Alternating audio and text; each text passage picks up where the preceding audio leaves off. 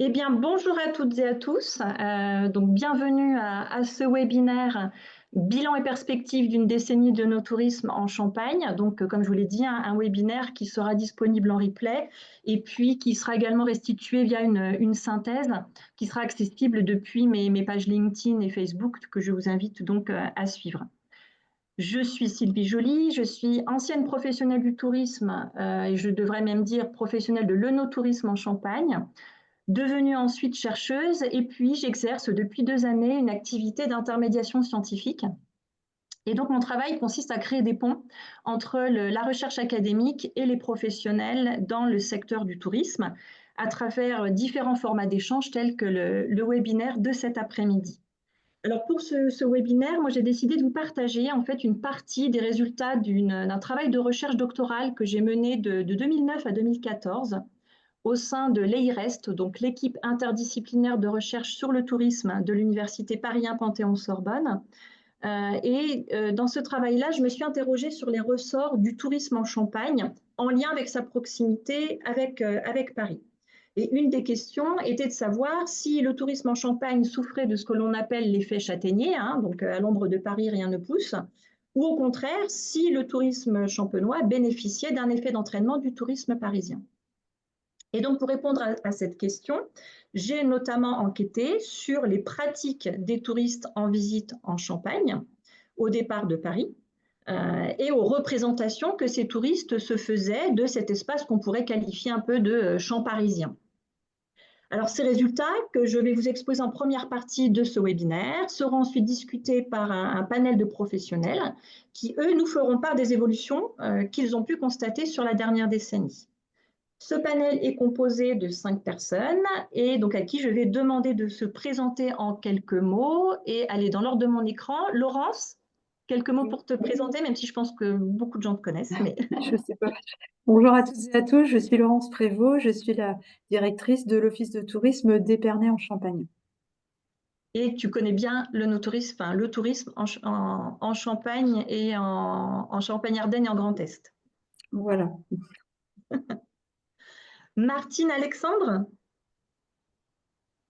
Bonjour à tous, Martine et Alexandre Penet, nous sommes producteurs de champagne à Verzy et impliqués dans le tourisme depuis une douzaine d'années maintenant chez nous.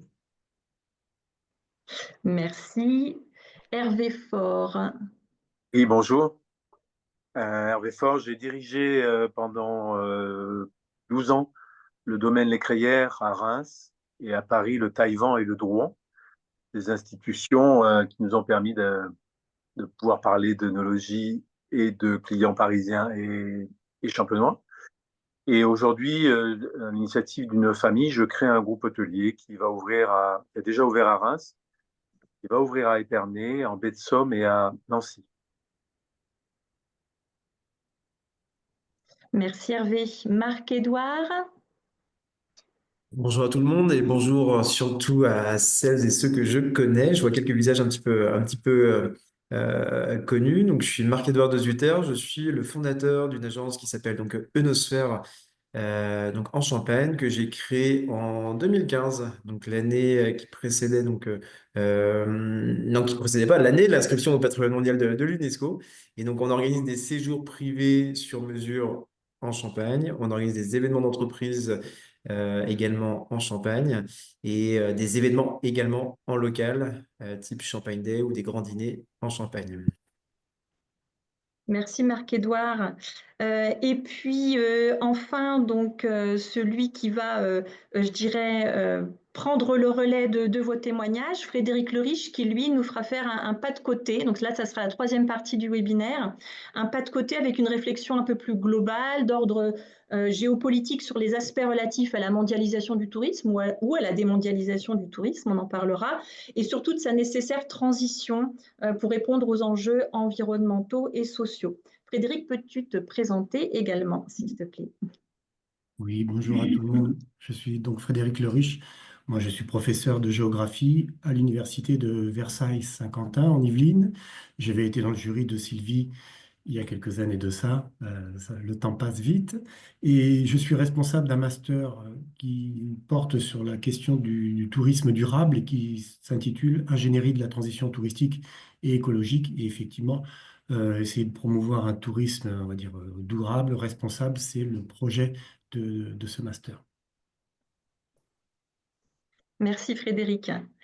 Alors avant de démarrer ma présentation, j'insiste vraiment sur le fait que c'est un webinaire qui se veut interactif. Donc surtout, n'hésitez pas à réagir, à poser vos questions. Vous avez pour cela à votre disposition soit le chat ou bien vous levez la main pour qu'on puisse vous donner la parole. Alors pour ça, je me ferai assister de Théo Hubert, que je remercie encore chaleureusement pour son aide.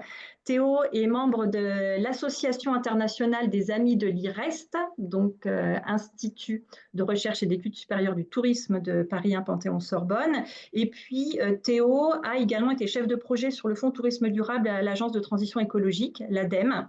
Donc voilà, c'est Théo qui va coordonner un petit peu tout ça et puis qui aura certainement aussi des retours intéressants à nous faire sur son expérience. Alors, je vais à présent partager mon écran et vous me dites si c'est bon pour vous. C'est bon. Oui. Bon. C'est Très bon. bien.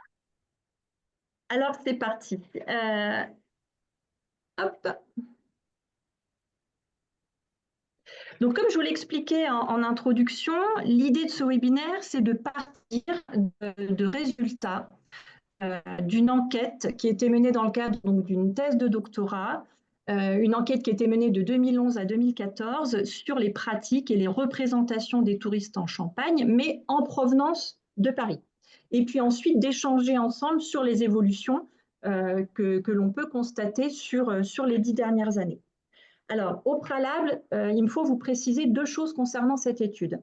La première, c'est qu'elle ne représente qu'une petite partie de ma thèse. Pour vous donner une idée, 20 pages sur un peu plus de 300 pages. Parce que ma recherche, en fait, elle s'est surtout focalisée sur les stratégies des acteurs locaux du tourisme, champenois et parisiens. Et d'ailleurs, on pourrait organiser un second webinaire sur ces questions-là, sur les questions plutôt d'ordre stratégique. Deuxième chose sur l'étude, c'est que c'est une étude exploratoire. Donc, sur un panel assez restreint de touristes. Donc, les résultats sont bien évidemment à prendre avec précaution, mais pour autant, ils nous donnent des informations tout à fait intéressantes pour nourrir notre réflexion. Je passerai sur les détails d'ordre méthodologique, mais je pourrai répondre à vos questions sur le sujet si toutefois vous en aviez. Alors, cette enquête, elle a permis de dégager plusieurs constats. Premier constat, Paris, donc un vivier de clientèle touristique diversifié pour la Champagne. Ces clientèles, je les ai classées en 3 catégories.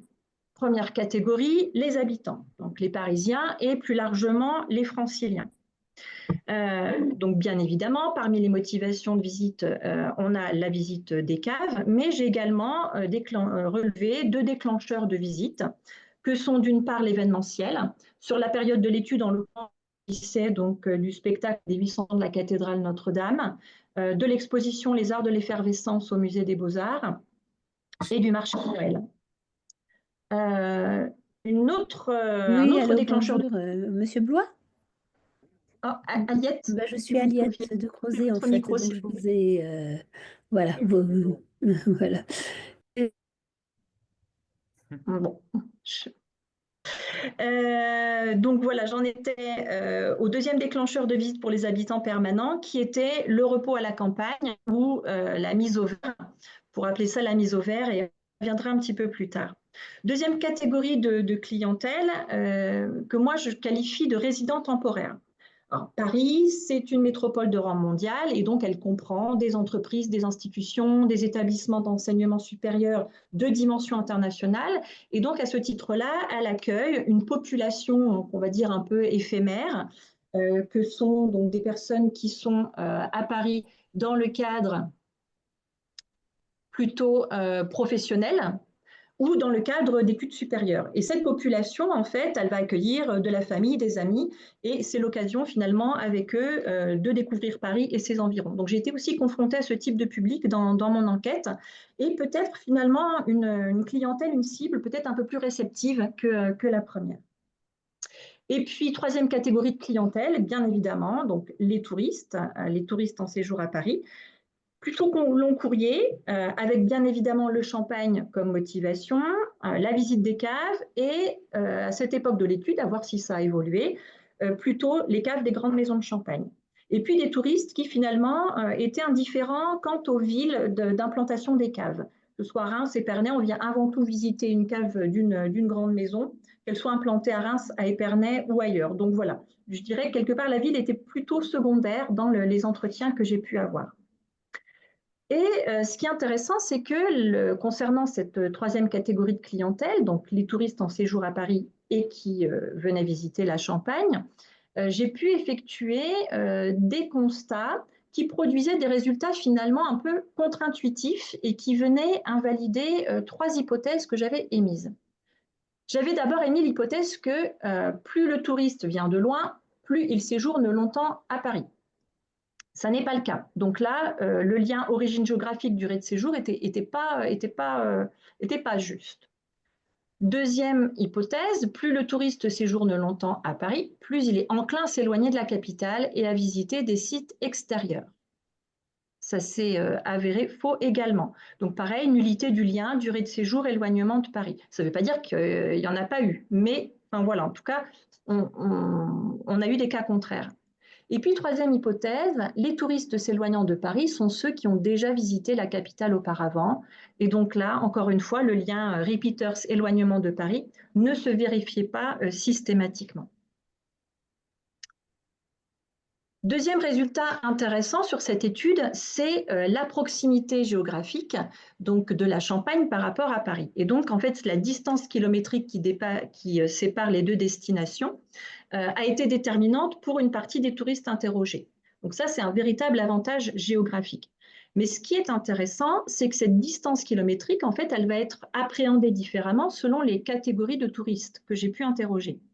En ce qui concerne les Parisiens, les Franciliens, ce qui ressort des entretiens, c'est que finalement, ça n'a pas été une destination qui est venue spontanément, rapidement, et que cette catégorie de clientèle n'a pas toujours conscience de la proximité de la Champagne, qui est plutôt perçue comme une région très à l'est de la France, dans leur imaginaire. Et donc avec une sorte aussi de frontière psychologique à l'est, alors que, si on la compare à l'ouest, alors que finalement l'est de Paris est beaucoup plus accessible que l'ouest en termes d'infrastructures autoroutières ou ferroviaires. Et on observe l'inverse chez les touristes parisiens, qui, donc, comme je l'ai dit, sont des touristes plutôt long courrier et qui, pour la plupart, vivent dans des grandes métropoles, qui, en fait, eux, ont une distorsion des distances-temps particulièrement prononcée, c'est-à-dire que pour eux, la Champagne, au contraire, est très proche de Paris, contrairement aux Parisiens ou aux Franciliens. Et donc, cette distorsion de la distance-temps qui sépare Paris de la Champagne chez les touristes long courrier, elle a été renforcée par la rétractation de la distance-temps qui, elle, a été permise par le TGV. Alors, j'aime bien montrer cette anamorphose, cette carte donc, qui avait produit la SNCF, qui, donc, sur cette carte, vous voyez en fait les villes françaises qui sont desservies par le TGV. Et cette carte, en fait, elle montre que Reims est la ville la plus proche de Paris, la ville desservie par le TGV la plus proche de Paris. Alors, toutefois, hormis pour le tourisme de réunion et de congrès, mais que j'aborde forcément beaucoup ici, cet effet tunnel qui est permis en fait par le TGV, il convient de le relativiser. Il faut le relativiser parce que le TGV, alors encore une fois où j'ai mené l'étude, on va voir si ça a bougé, le TGV était toujours en concurrence avec la voiture ou le train corail. Pourquoi? Parce que finalement le gain de temps permis par le TGV n'était pas suffisamment significatif pour qu'il y ait un report massif vers ce mode de transport. Pour autant, dans les entretiens, ce qui est ressorti, c'est que parfois le TGV pouvait être attractif en tant que tel, et qu'ils pouvaient faire aussi partie de l'expérience de visite. Donc peut-être aussi quelque chose à exploiter. Moi, j'ai surtout aussi à ce moment-là fait une hypothèse, à voir si cette hypothèse aujourd'hui, elle est valide ou pas. C'est que je me suis dit que peut-être que ce TGV, cet effet tunnel, est susceptible de faire bouger les imaginaires franciliens sur le long terme et finalement de leur faire conscientiser la réelle distance qui sépare Paris de la Champagne. À voir si c'est quelque chose qui a bougé. Donc, dans les résultats, une proximité géographique, une rétractation des distances-temps, et j'ai constaté une complémentarité entre la découverte de la Champagne et celle de Paris. Alors, j'y vois 3 éléments de complémentarité. Premier élément, la Champagne, elle permet aux touristes, ou aux Parisiens ou aux touristes qui sont à Paris, de se déconnecter avec la capitale, avec la métropole, pour profiter de la campagne. Ça, c'est quelque chose qui est ressorti, donc, comme je vous le disais au tout début, chez les Parisiens, les Franciliens, qui, voilà, à un moment donné, on veut passer un week-end. Donc, soit effectivement, on fait un aller-retour dans la journée pour de l'événementiel, ou vraiment, on vient s'aérer le temps d'un week-end à la campagne. Ce qui était intéressant chez les touristes, donc comme je vous l'ai dit, des touristes long courrier qui pour la plupart vivent dans des grandes métropoles et voire même des grandes conurbations, que ce soit en Asie ou aux États-Unis, où finalement ils sont confrontés à des paysages urbains continus sur des centaines et des centaines de kilomètres, c'est qu'il y avait la surprise de finalement, quand on est très vite sorti de Paris, on arrive très facilement dans la campagne. Et ça, c'est quelque chose qui surprenait. Donc, c'est peut-être aussi un élément différenciant sur lequel on peut jouer. Deuxième élément de complémentarité, c'est que Paris et la Champagne ont en commun de séduire une clientèle touristique plutôt aisée, attirée par les grandes marques de luxe. Troisième élément de complémentarité, c'est que le Champagne est étroitement associé à la France et à l'art de vivre à la française. Et de ce fait, il fait partie intégrante du produit touristique parisien. Je vous ai mis ici quelques verbatims de touristes que j'ai interrogés. Si on prend donc ce témoignage d'une touriste brésilienne qui est accompagnée de son fils et qui rendait visite à son frère, qui lui était sur Paris sur un temps déterminé dans le cadre d'un projet de recherche. Donc elle nous dit, pour me rendre à mon travail, je mets plus d'1 heure avec les transports collectifs et c'est encore plus long en voiture à cause de l'encombrement. Les villes, donc Paris et Reims, sont éloignées, mais le temps de voyage est assez court et c'est facile d'arriver à Reims. Autre témoignage, celui d'un couple d'Américains, accompagnés de leur enfant également, des New-Yorkais. Donc Paris est une métropole très grande. Pour nous, Reims n'est pas loin de Paris. La France est petite comparée aux États-Unis. Ici, tout est relativement proche. Juste en dessous, un couple d'Australiens de Melbourne qui nous explique que l'Australie est immense et que pour eux, 5 heures de trajet, c'est tout à fait normal et que le temps n'est pas un problème. Et j'ai voulu ajouter aussi celui de la responsable de l'accueil de l'Office de tourisme de Paris de l'époque qui me disait quand les touristes sont à Paris, ils pensent qu'ils sont près de tout. Donc on revoit cette notion aussi de distorsion de l'espace-temps. Ce que j'avais trouvé aussi intéressant dans mon enquête, donc là c'est une capture d'écran d'un site d'une agence de voyage réceptif parisienne qui donc a priori n'existe plus. Et donc qui avait des produits Paris Champagne Tours. Donc voilà, je vous ai traduit et grossi le commentaire. Donc en tête de la to-do list pour de nombreux visiteurs se trouve la dégustation de champagne dans son pays d'origine, avec une grande variété de tours en Champagne disponibles, enfin, en tout cas de Champagne Tours. Donc l'agence propose des excursions dans la région de Champagne, incluant la visite des célèbres caves telles que Moët-et-Chandon, dans Pérignon, Moûme, Laurent-Perrier. Et alternativement, rester à Paris et savourer du champagne au sommet de la tour Montparnasse lors d'une croisière sur la Seine, d'une promenade en calèche. On voit effectivement à quel point le champagne peut aussi faire partie du produit touristique parisien. Je vous ai mis aussi 2 autres exemples. Alors sur la droite de votre écran, vous voyez la vitrine, une photo que j'ai prise donc en 2013, sur la vitrine d'une boutique de souvenirs à Reims, donc pas très loin de la cathédrale, où on voyait effectivement une boutique de souvenirs de Champagne, mais finalement très marquée Paris sur la vitrine. Alors vous me direz des souvenirs parisiens, on en trouve absolument partout en France, mais je trouvais amusant de voir effectivement un petit peu, où on brouillait un petit peu les pistes. Est-ce qu'on est à Paris, est-ce qu'on est en Champagne? Finalement, on est un petit peu dans les deux. Et puis, j'ai complété aussi, j'ai rajouté un petit complément concernant le témoignage de cette touriste brésilienne qui me disait, quand on visite Paris, il faut visiter Reims. C'est comme une ville dans l'autre ville. Si je pense à Reims, si je pense à Paris, pardon, il faut penser à Reims parce que le champagne fait partie de la ville de Paris, mais il est produit à Reims. Et donc, en conclusion, on a effectivement une proximité géographique entre Paris et la Champagne, une rétractation des distances-temps qui est permise par l'effet tunnel du TGV, et puis une complémentarité en termes de produits touristiques qui nous amène à conclure à une sorte de connexité touristique entre Paris et la Champagne. Avec d'une part un effet d'entraînement de Paris sur le tourisme en Champagne, surtout au niveau du tourisme international, et puis un effet multiplicateur du tourisme en Champagne sur le tourisme parisien, puisque la Champagne vient accroître et compléter l'offre touristique parisienne, ce qui permet d'attirer plus de visiteurs et de les faire séjourner plus longtemps. Donc voilà des interdépendances finalement touristiques entre Paris, la Champagne, une interpénétration des deux destinations touristiques qui finalement sont constitutives de ce qu'on pourrait appeler une métadestination. Je parlais d'un espace champ-parisien tout à l'heure. Donc une métadestination, moi ce que j'ai appelé dans ma thèse une destination d'échelle méga-régionale, une méga-région touristique. Mais donc voilà, une destination qui est large, qui est discontinue, hétérogène et qui donc pose question aussi en termes de stratégie de management de destination. Mais ça pourra faire l'objet d'un autre webinaire sur un autre sujet. Sur ce, je cède maintenant la parole à notre panel de professionnels et puis je vais m'adresser en tout premier lieu à Marc-Édouard de Zutter puisque Marc-Édouard doit nous quitter à 16 h.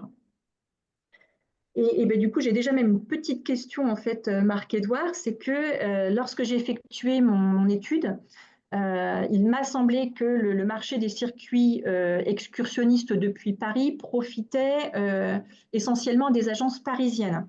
Depuis, on voit qu'il y a de nombreuses agences telles que la vôtre qui ont vu le jour en Champagne. Et donc, est-ce que vous diriez que vous avez pris des parts de marché à des agences parisiennes ou alors est-ce que le gâteau à se partager a grossi? Et voilà, je voulais déjà un premier retour sur cette question-là. Merci Sylvie. Écoutez, c'est délicat de répondre à cette question parce que je n'ai que 10 ans ou j'ai déjà 10 ans, je ne sais pas. Je ne sais pas quel était véritablement le marché préalablement. Ce que je me suis forgé comme conviction, c'est celle d'une réorientation des attentes avec un public d'une précédente génération qui avait des habitudes plus vers l'ouest parisien et un public d'une nouvelle génération qui a plus des habitudes vers l'est parisien, ce qui répond à d'autres attentes, d'autres thématiques et d'autres aspirations. Donc, ce qui me laisse à imaginer que le gâteau existait, mais il n'y avait pas d'enrobage, il n'y avait pas il y avait pas de cerise, en tout cas, dessus. Donc, je pense que nous n'avons pas forcément pris des parts de marché à des agences existantes. Je pense que le gâteau a vraiment grandi, qu'on a fait évoluer le marché avec une nouvelle offre, des nouvelles aspirations, avec des attentes et des services différents. Donc, c'est plutôt mon impression, bien que l'expérience de l'entreprise n'est que 10 ans. Enfin. Alors, il n'est que 10 ans, mais est-ce qu'au cours de ces années, alors votre activité n'a pu que croître, évidemment, puisque voilà, vous étiez une entreprise qui, au demeurant, reste relativement jeune dans l'histoire d'une entreprise, mais est-ce que vous avez quand même connu des évolutions structurelles en termes de profil de clientèle, de demande de leur part? Vous avez dit qu'il y avait une réorientation des attentes. Et vous, à cette échelle temporelle de 10 années, qu'est-ce que vous avez pu constater comme évolution? Alors, c'est sûr qu'il faut toujours pondérer également avec la croissance organique de l'entreprise et donc pondérer mes propos. Mon impression récente est une véritable premiumisation de la clientèle sur un spectre qui est assez court malgré tout, je dirais sur les 2, 3 dernières années. C'est mon impression, mais vraiment à pondérer avec la jeune expérience de l'entreprise et avec le fait qu'on a une croissance et un réseau qui grandit naturellement. Donc l'évolution pourrait être celle-ci. On est toujours sur notre business model et sur un business model de facilitateur d'expérience privée sur mesure. On est malgré tout toujours sur un public en très grande majorité anglo-saxon, Nord-Amérique, évidemment, en très grande majorité, mais avec une intention plus qu'une distraction. La Champagne pouvait être une distraction une journée lors d'un séjour. Non, non, non, c'est une attention, c'est une intention de partir en Champagne. On prévoit Paris en même temps qu'on prévoit la Champagne, on prévoit la Champagne en même temps qu'on prévoit Paris. Et donc, il y a un objectif, il y a un projet, il y a un souhait de découvrir la Champagne, ce qui n'était pas forcément le cas, selon mon impression avant. Donc, une intention de venir en Champagne, donc de découvrir plus profondément la Champagne et avec un public encore plus notable en termes de niveau de gamme. Donc, c'est un petit peu mon impression sur les dernières années avec voilà, comme je parlais un tout petit peu de la provenance, un petit peu de Middle East peut-être, c'est un petit peu de Middle East qui commence à venir découvrir un petit peu notre région, avec une Amérique du Sud aussi qui s'y intéresse, l'Asie faiblement, et faiblement également pour l'Océanie. C'était plus le cas avant, l'Océanie également était très demandeuse, beaucoup moins maintenant. Donc voilà, il y a une concentration vers un public, un public à fort potentiel. Votre agence, elle est implantée dans l'Aube, mais vous travaillez sur toute la Champagne. Est-ce qu'il y a, je dirais, des zones un peu phares ou est-ce que ça a tendance à se disséminer à l'échelle de la Champagne? Ce qui est sûr, c'est qu'il y a une locomotive. Il y a une locomotive aujourd'hui, si on parle de no tourisme ou d'hospitality, de standing en Champagne, la locomotive s'appelle Reims et Épernay, évidemment. Il faut pas le nier, et ça semble assez logique eu égard à la structuration du marché Champagne. Mais malgré tout, on peut noter une sorte de ruissellement vers des territoires comme le nôtre, celui de l'Aube, avec l'ouverture d'hôtels tels qu'un M Gallery à Troyes, la Licorne, restaurant gastronomique, le Quai de Champagne, avec des investissements publics dans des lieux assez prestigieux tels que la Cité du Vitrail. Donc, il y a une vraie locomotive qui est Reims et Épernay, évidemment. Mais ça prend un petit peu plus de temps. Ça prend certes un petit peu plus de temps, mais l'Aube a tendance à s'ouvrir aussi avec une nouvelle génération de vignerons extrêmement talentueux. Et donc, il pourrait y avoir, et ça, j'y crois assez fort, une seconde phase, selon moi. Merci. Alors, j'ai dit que vous deviez partir à 16 heures, mais c'est à 15 heures que vous devez nous quitter, Marc-Édouard. Oui, je suis absolument désolé d'avance. Non, non, mais il y a pas de souci. Du coup, je vais peut-être aussi laisser la parole à Alexandre et Martine juste après vous, puisque voilà, je sais aussi que vous travaillez avec Eunosphère. Donc, Martine, Alexandre, vous développez une activité touristique depuis plusieurs années. Alors, depuis quand pouvez-vous nous en parler un petit peu? Qu'est-ce que cette activité vous apporte? Qui sont vos visiteurs et quelles évolutions aussi vous avez perçues sur ces 10 dernières années? Alors, je vais commencer, puis après, je donnerai la parole à ma droite. On a démarré, comme je l'expliquais en introduction, il y a une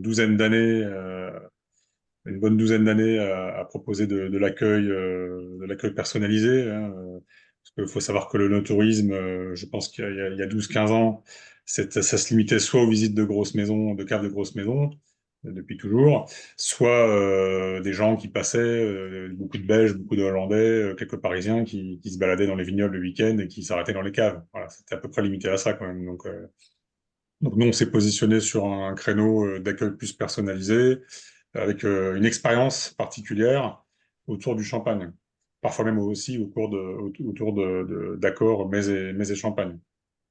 Donc c'est ce type d'expérience un peu unique qui a été très porteur et qui s'est fortement développé, avec une clientèle d'étrangers, beaucoup d'Américains, Américains ou anglophones, on va dire, ou anglo-saxons au sens plus large. Donc ça s'est très, très fortement développé au cours des 12 dernières années, avec un creux pendant le Covid, bien évidemment.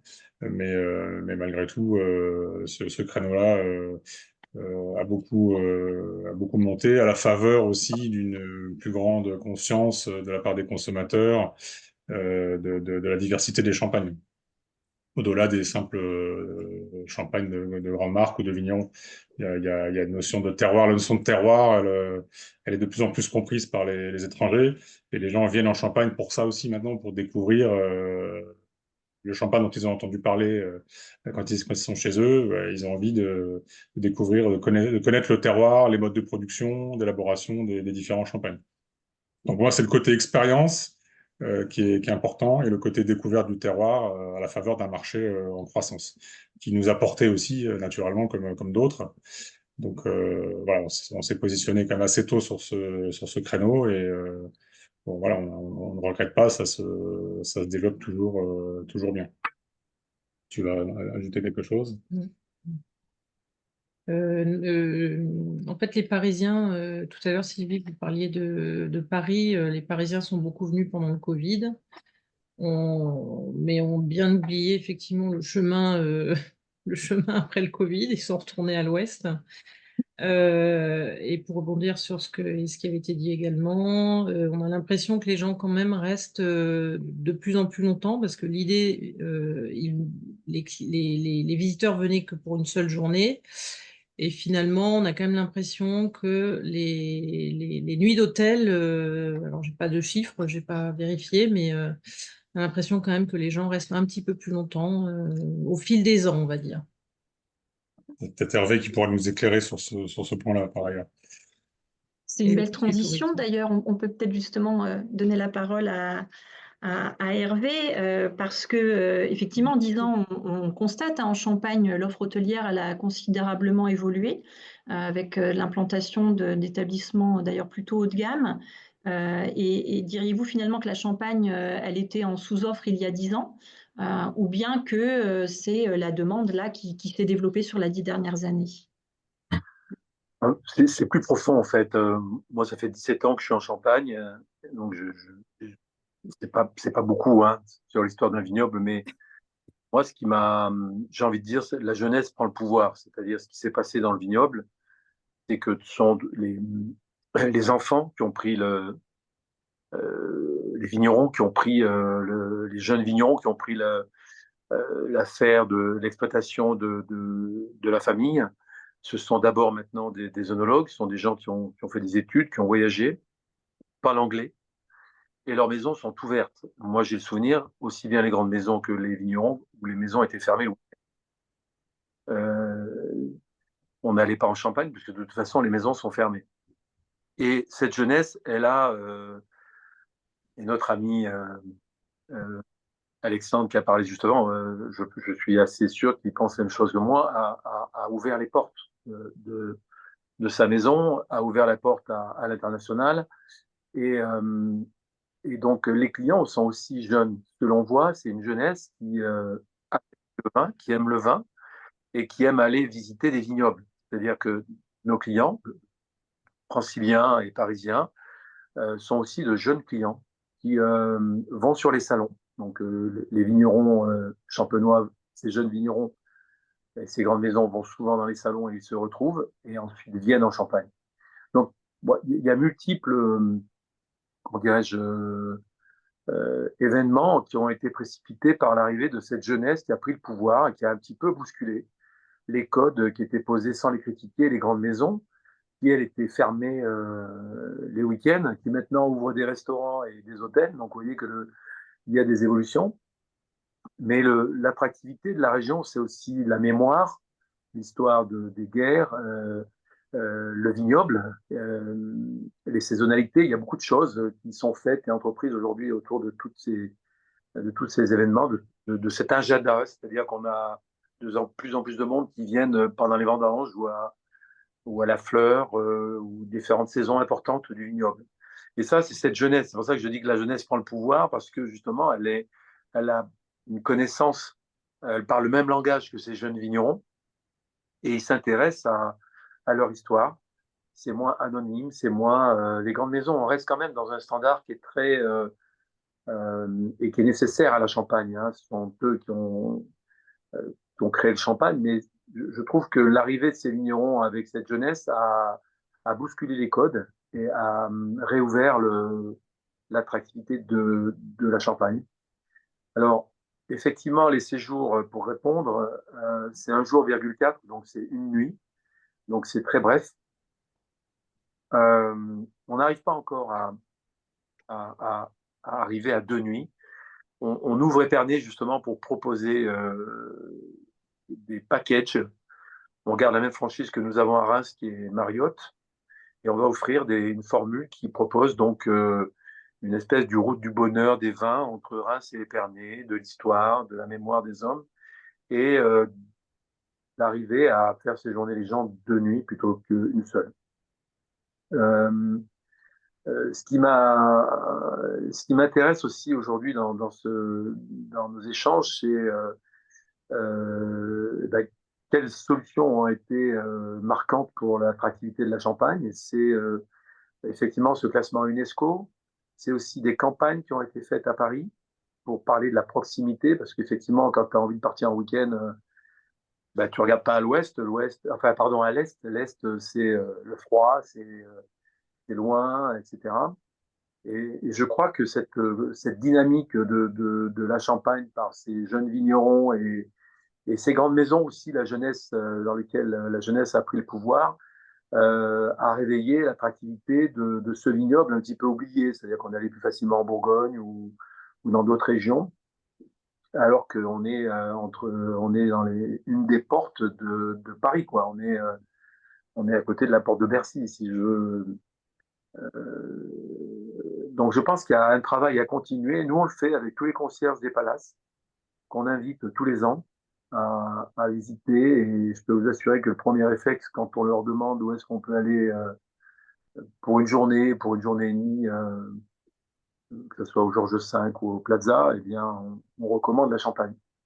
Donc, c'est un investissement personnel, quand je dis personnel de nos entreprises, mais ça pourrait être aussi celui que pourraient accompagner les acteurs économiques de la région, hein, parce que c'est un budget, mais ça marche plutôt très, très, très, très fort. Et ces clients qui arrivent sur les recos d'un concierge parisien louent une voiture et un chauffeur pour l'emmener en Champagne. C'est des très beaux voyages, hein, que font ces clients, même si c'est simplement une après-midi ou avec une visite ou et un déjeuner, une visite d'une maison et un déjeuner, ils viennent pas pour rien, quoi. Donc, euh, il y a cette belle clientèle des palaces, mais moi j'aime beaucoup cette jeunesse parisienne qui de plus en plus fréquente les bistrots parisiens et ont plaisir à consommer du champagne et viennent euh, le découvrir parce que c'est au pied de leur maison.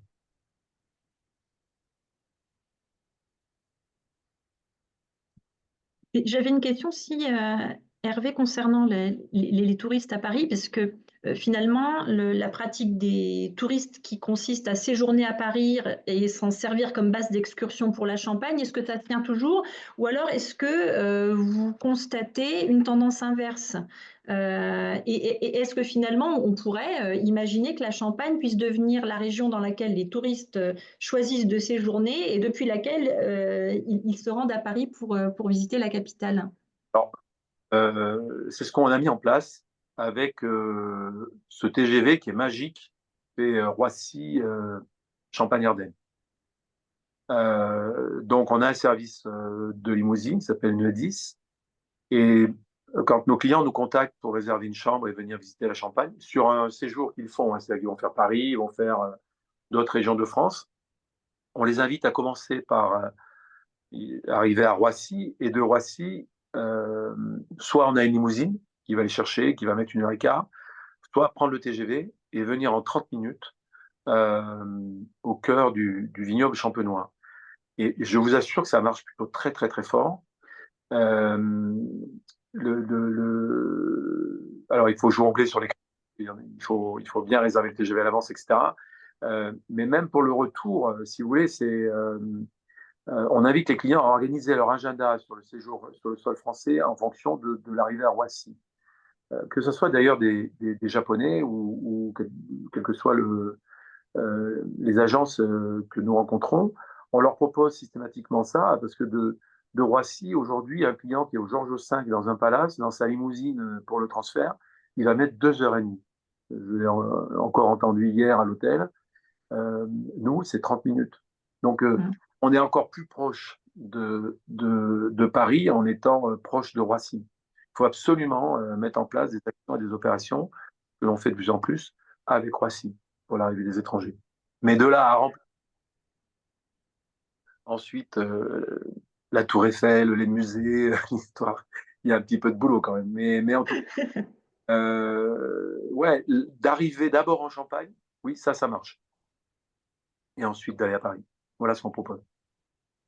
Merci. Avant de laisser la parole à Laurence, vu qu'il voilà, il est 46 marqué doigt, est-ce que si des fois vous aviez quelque chose à nous partager avant de partir par rapport à ce qui vient d'être dit?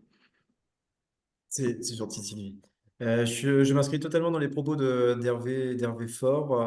On est totalement dans cette clientèle-ci. Il y a eu un boom des palaces également à Paris, avec la réouverture du Crillon, avec l'ouverture du Cheval Blanc, avec l'ouverture du Péninsula, avec la réouverture du Lutetia, etc., etc., qui va de pair avec cette ouverture de la région Champagne. Donc les deux se sont ouverts avec une clientèle en commun qui permet justement de créer du renouveau. On revit Paris avec la Champagne parce que l'habitude était aux plages du débarquement, était au Mont-Saint-Michel, des éléments historiques qui plaisaient, comme je le disais, à une autre génération, la génération des parents. Et donc cette nouvelle génération, et donc Hervé Faure le disait également tout à l'heure, cette nouvelle génération de clients n'est pas intéressée, est intéressée, c'est des must-see, mais ce n'est pas forcément que ceci. Il y a également l'Est, le plaisir, la joie, la fête, la célébration, la reconnaissance. Toutes ces valeurs, entre autres, que véhicule le Champagne, avec cette ouverture des palaces, vont totalement de pair. Et donc, les conciergeries ont totalement à l'esprit Champagne aujourd'hui, et bien plus que Bourgogne, par exemple, bien plus que Bourgogne. Et on parle de temps. On a cette chance. Alors déjà dans le passé, dans l'histoire, on parlait des jouxtes entre les comtes de Champagne et les ducs de Bourgogne qui se battaient les faveurs de la cour. Euh, Aujourd'hui, pour le moment, et même s'il y a également un boom de l'hospitality de luxe en Bourgogne, avec de très belles ouvertures d'établissements également, vraiment en ce moment, malgré tout, la Champagne et la proximité permet justement à ces conciergeries de bien garder la Champagne en tête parce que ça se fait en 45 minutes depuis le centre de Paris, en 30 minutes depuis Roissy. Et sur une journée, c'est tout à fait faisable. Et ce qui surtout permet de découvrir la vraie France au final, la France qui est Paris n'est pas la France. Découvrir donc ce countryside et de sortir peut-être également d'un pôle qui peut être un petit peu anxiogène en faveur d'un slow tourisme qui a le vent en poupe. Donc voilà, je m'inscris totalement dans ces propos. Si je puis me permettre, je voudrais aussi signaler une chose qui est pour moi, quand je suis arrivé, m'a beaucoup choqué, qui est encore un peu choquante d'ailleurs, c'est que 80% de la production du champagne part à l'export. Et ça veut dire quoi? Ça veut dire que les maisons, on va dire principalement, toute leur organisation événementielle sont faites à l'étranger. Et donc les étrangers, quels qu'ils soient, hein, qu'ils soient asiatiques, américains ou autres, connaissent mieux le champagne que nos jeunes Français. Parce qu'ils participent à tout un tas d'actions que mettent ces maisons au cœur de Tokyo, au cœur de New York. Il y a toujours des événements autour de la Champagne. Et c'est des sujets que j'aborde régulièrement avec eux, d'arriver à faire en sorte qu'on ait aussi ces belles fêtes à Paris ou dans les grandes villes de France, en tout cas, pour mettre à l'honneur leur maison. C'est fait d'ailleurs, le premier qui l'a fait véritablement à Paris, c'est le Crillon, qui va réouvrir, là, je crois, où 3 ou 4 soirs par semaine, il y a des énormes fêtes dans ce bar magnifique du Crillon, et c'est rempli. C'est-à-dire que on rejoint cette jeunesse qui apprécie de venir faire la fête dans un bar de palace autour de coupes de champagne. Ça, c'est nos clients, vous voyez, tout particulièrement. Mais il faut aussi dire que, juste en préambule, 80% des actions de la Champagne, elles se passent plutôt à l'extérieur de la Champagne, vous voyez. Comme on dit, ce sont les cordonniers qui sont bien souvent les moins bien chaussés. C'est triste, c'est dommage, mais j'ai bon espoir dans les années à venir, mais c'est totalement le cas. Les étrangers, tout le monde les étrangers qui viennent en France et qui veulent venir en Champagne sont bien plus connaisseurs, passionnés pour le moment que les Français et surtout voilà, que les Champenois, j'ose le dire. Et donc, c'est une opportunité incroyable pour nous aussi parce que je pense que lorsque Alexandre et Martine reçoivent des clients, souvent ce sont des clients qui sont vraiment intéressés et qui vont repartir chez eux en étant des vrais ambassadeurs de leur vin. Donc, je m'inscris totalement dans ces propos. Ouais. Non, c'est complètement vrai, hein, ce que tu dis, Marc-Edouard, effectivement, c'est ça.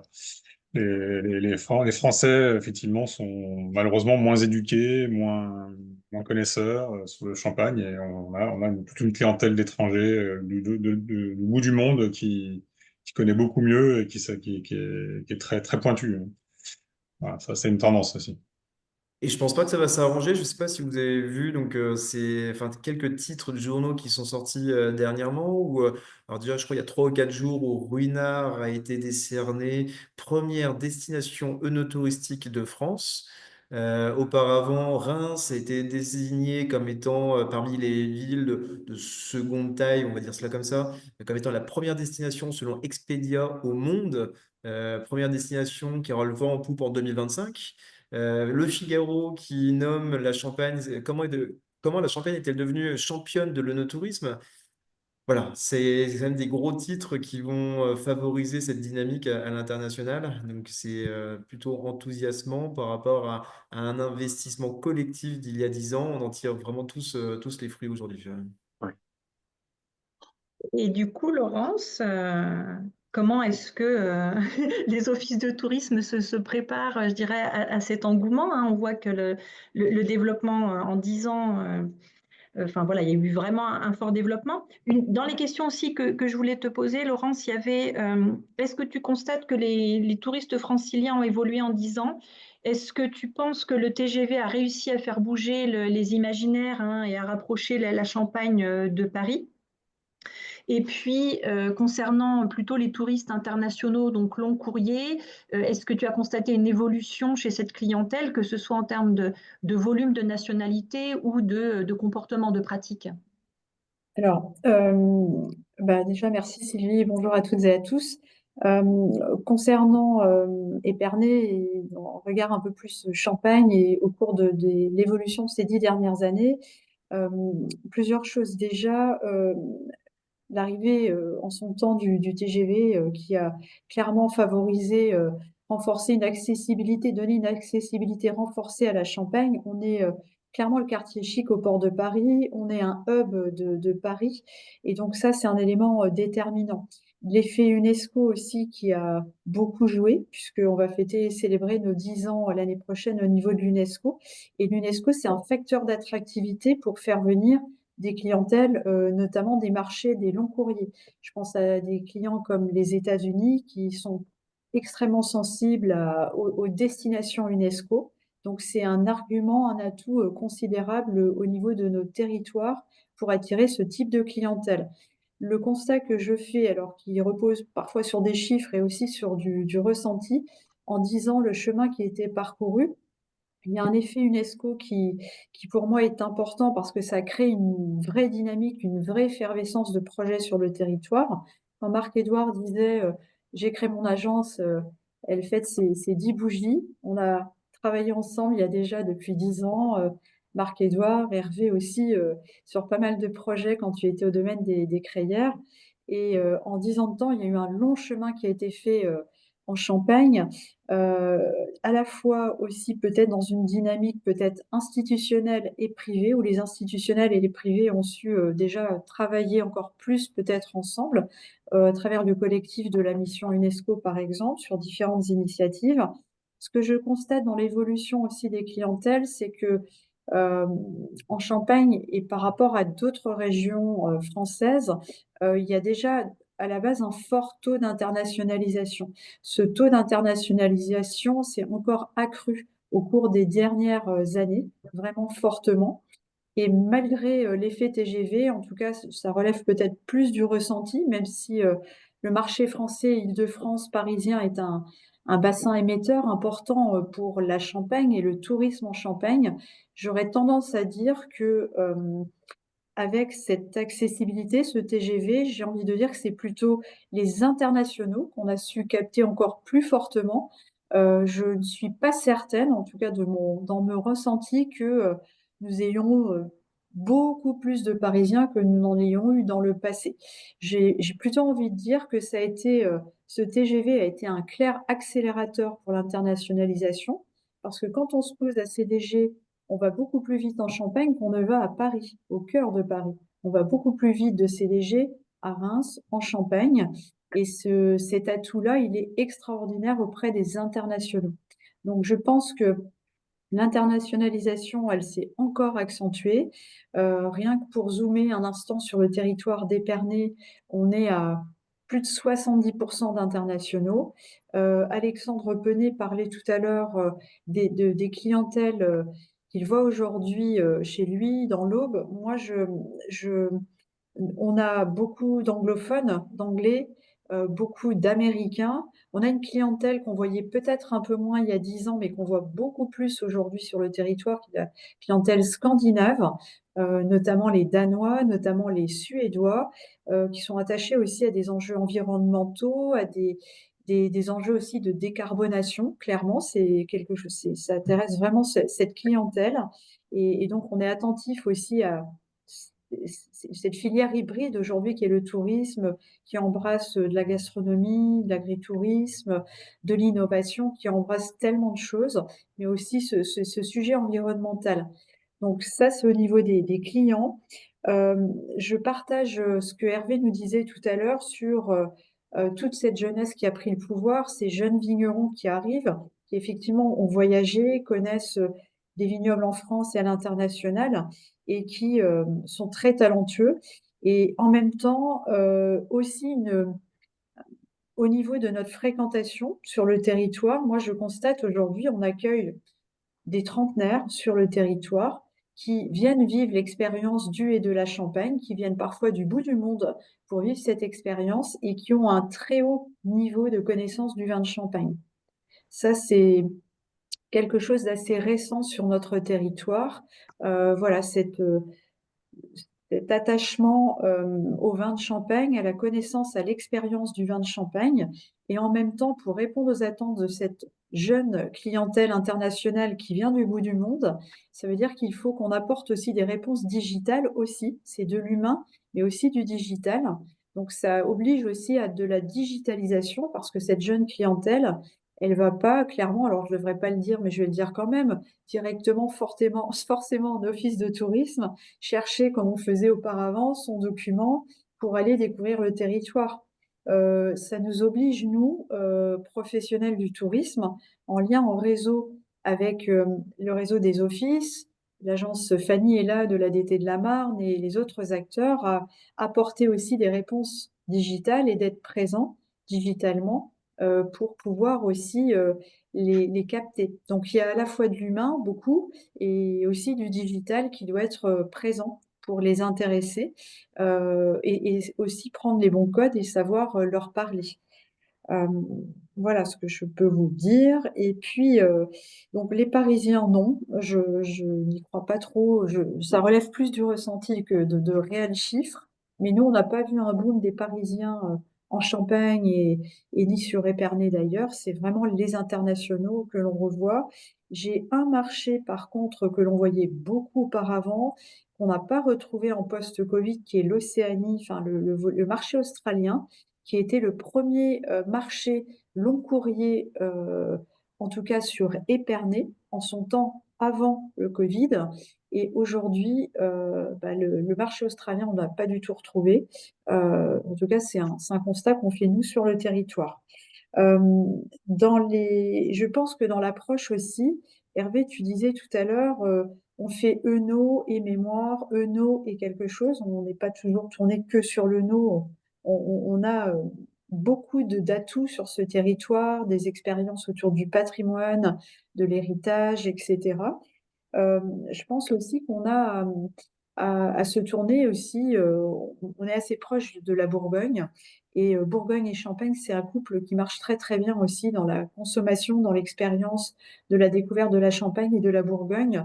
Donc des packages et des produits qui sont Bourgogne-Champagne, ça marche très bien pour des longs courriers. Totalement, je m'inscris dans ces propos aussi, Laurence. On est tellement complémentaires. Je parlais de l'aspect historique tout à l'heure, mais on est tellement complémentaires. On est des cousins, non pas germains, mais vraiment des cousins très proches, que ce soit dans les cépages, dans la conduite du vignoble, dans l'identité aussi de notre géographie. Et on est totalement complémentaires en termes d'art de vivre, en termes de valeurs. Et donc, C'est ça. c'est vrai que c'est une très belle opportunité à ce niveau-ci. Je me permets de répondre, je viens voir sur le chat une remarque sur la connaissance clientèle. Je l'indique parce qu'il y a une étude en cours à l'échelle régionale, départementale et locale, une enquête marketing des clientèles qui va nous permettre de disposer en 2025 d'une connaissance très précise de qui sont nos clients à l'échelle de chaque destination, parce que une clientèle alsacienne, c'est pas la clientèle champenoise, et on va disposer d'une analyse fine sur qui sont nos clients, quelles activités ils font, quel poids de dépenses, quelles activités ils pratiquent sur nos territoires. Et ça, ce sera une belle étude utile pour tous les acteurs du territoire pour le marketing. Merci Laurence, merci à vous cinq. Frédéric Le Riche,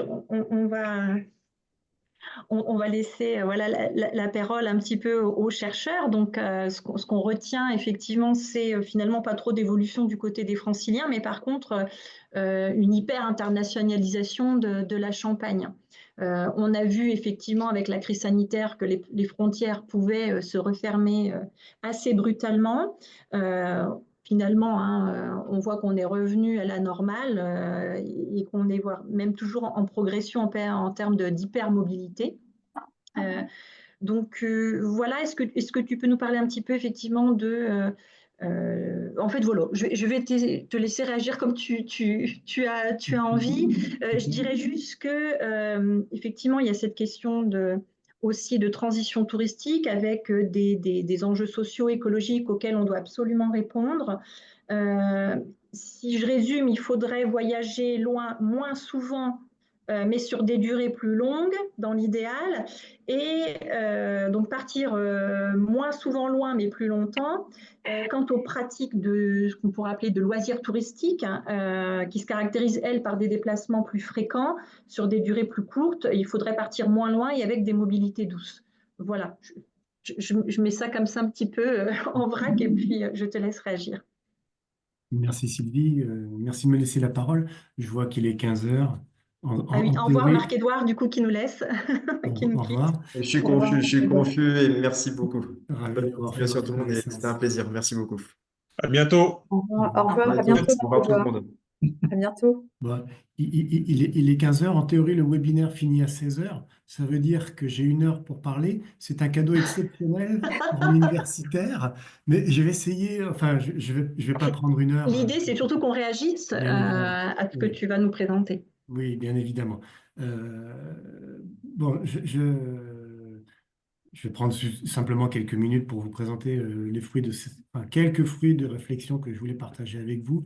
Il y a peut-être 3 points qui me semblaient importants de mettre en débat et puis qui correspondent à des choses que vous connaissez. Je ne suis pas sûr de vous apprendre grand-chose et des choses que j'ai entendues et qui font partie de votre expérience et de votre pratique professionnelle. Le premier point porte sur la question de mondialisation, démondialisation. Alors, il y a eu un débat scientifique il y a quelques années, je dirais depuis 2015. Il y a eu un débat qui a commencé à émerger dans le milieu universitaire, en particulier au moment de l'élection. Il y a une corrélation de l'élection d'un certain nombre de présidents, je pense à Donald Trump 2016, mais aussi Viktor Orban. Il y a eu des présidents qui ont été élus dans quelques pays qui ont eu une approche plutôt nationaliste de leur politique. Et du coup, il y a eu un courant dans le domaine des SHS, un courant de réflexion portant sur l'idée de la démondialisation, c'est-à-dire d'un retour à des bases nationales. Bon, je voudrais essayer d'illustrer ça, enfin de discuter un petit peu ça pour commencer. Alors, mondialisation du tourisme, qu'est-ce que c'est? Vous le savez, vous le savez mieux que moi, vous fréquentez, vous accueillez des touristes très très régulièrement qui viennent du monde entier. On a entendu parler des Australiens qui ont du mal à revenir, des choses comme ça. C'est l'augmentation des flux touristiques internationaux qui se traduisent par le nombre de touristes qui prennent l'avion, qui est une courbe quasiment exponentielle, qui connaît quelques aléas à certains moments de l'histoire. On a parlé du Covid, il y a eu aussi d'autres types d'accidents comme le conflit en Ukraine qui peuvent avoir un impact sur les flux touristiques internationaux. Donc l'augmentation du nombre de touristes internationaux, mais aussi l'augmentation du nombre de pays qui émettent des touristes et le nombre de pays qui deviennent des destinations touristiques. Donc la mondialisation, c'est un petit peu tout ça en même temps. Le constat depuis très très longtemps, hein, ça fait des décennies, le constat c'est qu'il y a une augmentation du tourisme international et je crois qu'il faut souligner les aspects positifs de l'augmentation de ce tourisme international parce que évidemment sur les territoires qui accueillent, c'est du chiffre d'affaires. Tout simplement, soyons pragmatiques. C'est une activité économique, c'est du chiffre d'affaires, ce sont des emplois. Et puis aussi, on peut s'en féliciter soi-même quand on visite un pays étranger ou quand on accueille des touristes étrangers et qu'on a une expérience de partage culturel. C'est la confrontation à l'autre, l'altérité, un partage culturel, une découverte culturelle.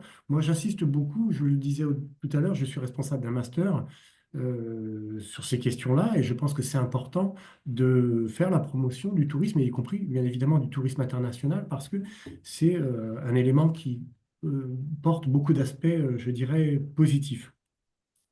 Il y a eu une question il y a quelques années qui a émergé sur l'idée de la démondialisation. Alors, il faut comprendre en fait qu'il y a un débat idéologique derrière ce terme, en particulier en SHS. Alors, à l'université, dans le milieu de SHS, il y a une partie du monde de la recherche et surtout du côté des étudiants qui est très, très axé à gauche. Sur la gauche extrême, voire de l'échiquier politique. Et un certain nombre, donc il y a un débat idéologique hein, sur ces thématiques-là, mondialisation ou démondialisation, parce qu'un certain nombre de personnes et de chercheurs aussi qui sont plutôt, je veux dire, anti-système, anti-capitalisme, voyaient d'un très bon œil cette idée de la démondialisation et d'un repli un petit peu sur soi. Bon, elle est un peu passée de mode depuis 2 ou 3 ans, cette notion de la démondialisation. Et je crois, quoi qu'il en soit, que si on regarde les flux touristiques sur le temps long et tels qu'ils se dessinent depuis la reprise post-Covid, il y a effectivement un retour d'une pratique touristique internationale. Et moi, pour ma part, je suis vraiment sceptique sur l'idée de la démondialisation, c'est-à-dire d'une fermeture nationale ou d'une fermeture régionale ou continentale, disons, hein, continentale, à l'échelle de l'Europe, les Européens qui visitent l'Europe, les Asiatiques qui visitent l'Asie, je n'y crois pas du tout. Et vous avez des touristes qui viennent du monde entier qui viennent visiter vos territoires. Ça, c'était le premier point que je voulais discuter, qui me paraît important, et on en avait discuté avec Sylvie. La conclusion de tout ça, c'est que je suis moi intimement convaincu que le tourisme va continuer à se développer dans les décennies à venir. Deuxième point que je voulais éventuellement discuter, c'était l'idée des ressources génériques et de ressources spécifiques. Et les ressources spécifiques, vous les connaissez très bien en Champagne, parce que la distinction qu'on établit entre les deux, fondamentalement, les ressources génériques, ce sont des ressources qu'on va retrouver un petit peu partout et qui ne permettent pas de différencier les territoires les uns par rapport aux autres. Les îles des Bahamas et les îles du Pacifique n'ont pas forcément des différences importantes, mis à part la distance. Et en fait, ce qui va jouer fondamentalement quand on fait référence à cette idée de ressources génériques, c'est les critères de différenciation, ça va être le prix du produit, le prix de la destination, et c'est ce qui va être déterminant dans le choix du consommateur, le choix du client. Donc la différence, elle se fait sur le prix, et donc on est dans une logique vraiment compétitive, concurrentielle, et en fait on n'a pas forcément beaucoup d'argent à gagner dans cette logique-là. Et puis il y a évidemment les ressources spécifiques qui sont beaucoup plus intéressantes, en fait, je crois, pour conduire une politique publique ou une politique territoriale de développement de l'activité touristique. Ce qui va être déterminant cette fois-ci, ça va être la qualité de l'expérience touristique. Ça va être qu'est-ce que le territoire peut offrir, qu'est-ce que le territoire ou l'entreprise ou les prestataires peuvent offrir. Et en fait, là, on va être dans une... Il y a un courant en économie qui a émergé il y a quelques années qui parle de l'économie d'expérience. Et ce sont des mots que vous avez prononcés tout à l'heure. Cette idée de l'expérience touristique et de la qualité de l'expérience touristique, elle est fondamentale. Les gens, les touristes qui viennent en Champagne, ils viennent en connaissance de cause. Je crois que ça a été clairement dit tout à l'heure. Donc, c'est quelque chose qu'il faut avoir à l'esprit parce que le critère prix devient secondaire. Ça ne veut pas dire qu'il devient totalement absent, mais il devient secondaire. Et l'originalité du territoire champenois, c'est que, vous le savez mieux que moi, il bénéficie d'un certain nombre d'atouts, d'avantages singuliers. Je pense évidemment à la cathédrale dont on n'a pas trop parlé, mais il y a d'autres atouts, effectivement, autour du vin de Champagne. Et en fait, c'est une marque mondialement connue, et vous l'avez mentionné, il y a des touristes qui viennent du monde entier visiter la Champagne, qui viennent visiter les maisons de production. C'est une marque mondiale au même titre que la Tour Eiffel ou le Louvre. Et c'est ce qui est important, et vous avez souligné le rôle du TGV, c'est que quand vous êtes à Los Angeles ou quand vous êtes à Canberra ou quand vous êtes à Shanghai, Paris, Reims, c'est la même chose, à peu de choses près. C'est-à-dire que, vu de loin, la géographie qui, pour nous, paraît une géographie importante, c'est une demi-heure de TGV, c'est quelque chose comme 50 ou 80 km ou 100 km, un peu plus. La question de la distance qui nous paraît, nous, localement importante, vue de loin, elle paraît tout à fait marginale. Donc, voilà, je crois que c'était un point qui me paraissait important, de faire cette distinction entre ressources génériques, ressources spécifiques, sachant que dans la réalité, on n'est jamais totalement dans l'un ou jamais totalement dans l'autre. Il y a évidemment toujours une espèce d'hybridation. Et ce qui me paraît peut-être plus important à discuter, ça va être la question des enjeux, des problèmes que tout ça soulève. Et puis, vous l'avez un petit peu évoqué, le tourisme, c'est beaucoup d'aspects positifs, beaucoup d'impacts positifs. Je les ai rappelés très, très brièvement au début de mon intervention, mais c'est aussi des aspects négatifs en termes de sur les ressources. Alors, on n'est pas forcément très concernés, nous, en France, mais la ressource en eau, par exemple, dans un certain nombre de territoires, peut être un véritable problème. Les pollutions directes sur place, les pollutions aussi indirectes liées au transport aérien en particulier. Donc tout ça, ça pose la question du tourisme durable. Dans certains territoires, la question se pose de manière encore plus directe sur la qualité de vie des habitants. Donc on parle de surtourisme, vous avez entendu cette expression bien évidemment. Alors, il y a des territoires qui ne sont pas touchés par le problème du surtourisme, mais si vous pensez à Venise ou si vous pensez à Barcelone ou si vous pensez à d'autres territoires, je voulais évoquer un territoire que vous connaissez sans doute, le Vercors également. C'est aussi des questions qui se posent sur le problème du surtourisme. Alors, sur chacun de ces deux points, quelques commentaires supplémentaires, et puis je ne vais pas m'attarder beaucoup plus que ça, mais quelques commentaires supplémentaires. Sur la question du respect de l'environnement, évidemment, il n'y a pas de solution miracle. Comme le disait Sylvie au démarrage, c'est la mondialisation du tourisme, c'est des gens qui prennent l'avion et qui vont dans des destinations plus ou moins lointaines. Tant que nous n'aurons pas inventé le tapis volant, qui nous permet de nous déplacer très très vite, sans impact énergétique, sans impact sur l'environnement, et on en est loin, hein. Tant qu'on n'a pas inventé le tapis volant, évidemment, toute pratique touristique qui nécessite un déplacement a un impact environnemental. Sauf si, évidemment, vous pratiquez un tourisme de proximité avec une mobilité douce, où là, effectivement, c'est très limité.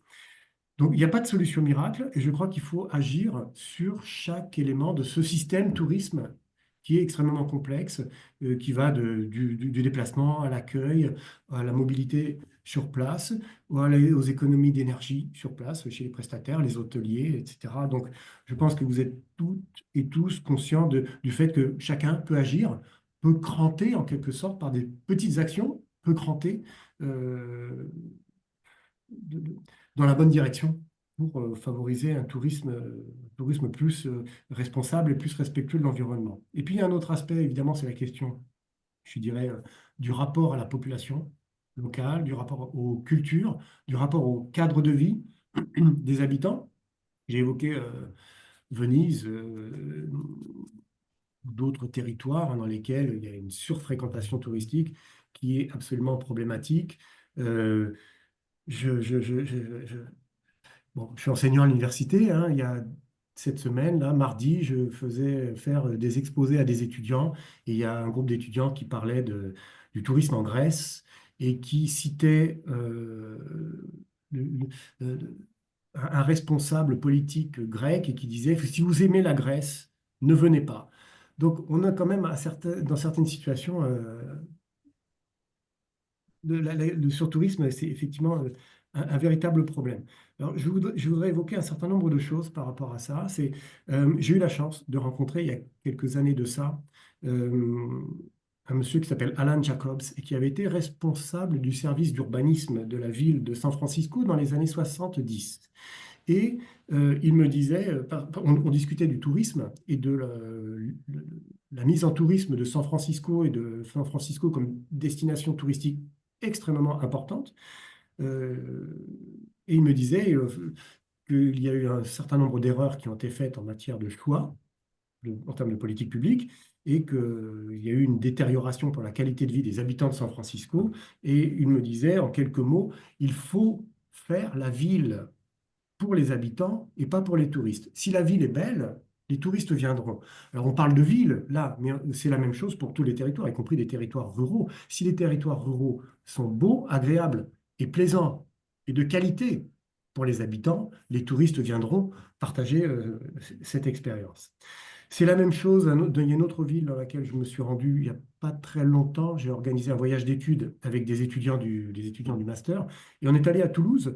Toulouse, qui est une ville très connue parce que c'est, comme on le dit à Toulouse, la capitale européenne de l'industrie aéronautique.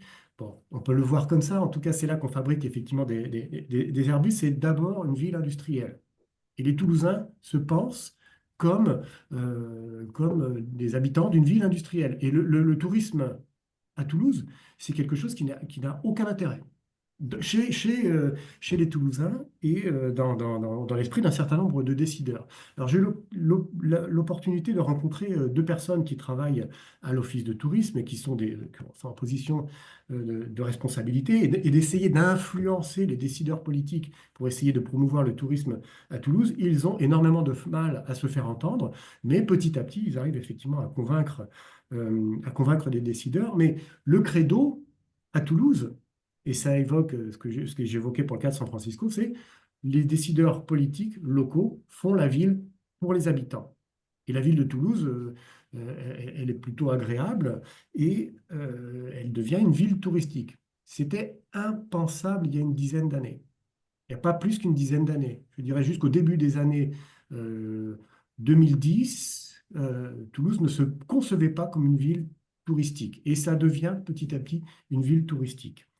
Donc, il faut changer les habitudes. Et ce que je voulais dire, peut-être pour finir mon propos sur la question du cadre de vie et des cultures, du respect des cultures, etc., euh, je voulais évoquer le cas du Vercors, juste entre Grenoble et Lyon. Le massif du Vercors, qui, depuis le 19e siècle, en fait, est une destination touristique relativement marginale pendant longtemps et qui a mis en place, depuis les années 90, une politique extrêmement volontariste pour devenir une destination touristique importante. Ça a très bien marché. Ils en sont plutôt ravis à certains égards, au point que aujourd'hui, c'est un territoire qui, en particulier en été, subit les affres du surtourisme, au point que, il y a l'une des communes phares du Vercors qui s'appelle Vassieux, Vassieux-en-Vercors, où vous avez des mouvements locaux qui sont euh, sous la ligne de radar, hein, des mouvements locaux qui mettent sur la place principale de Vassieux-en-Vercors, Tourist Go Home.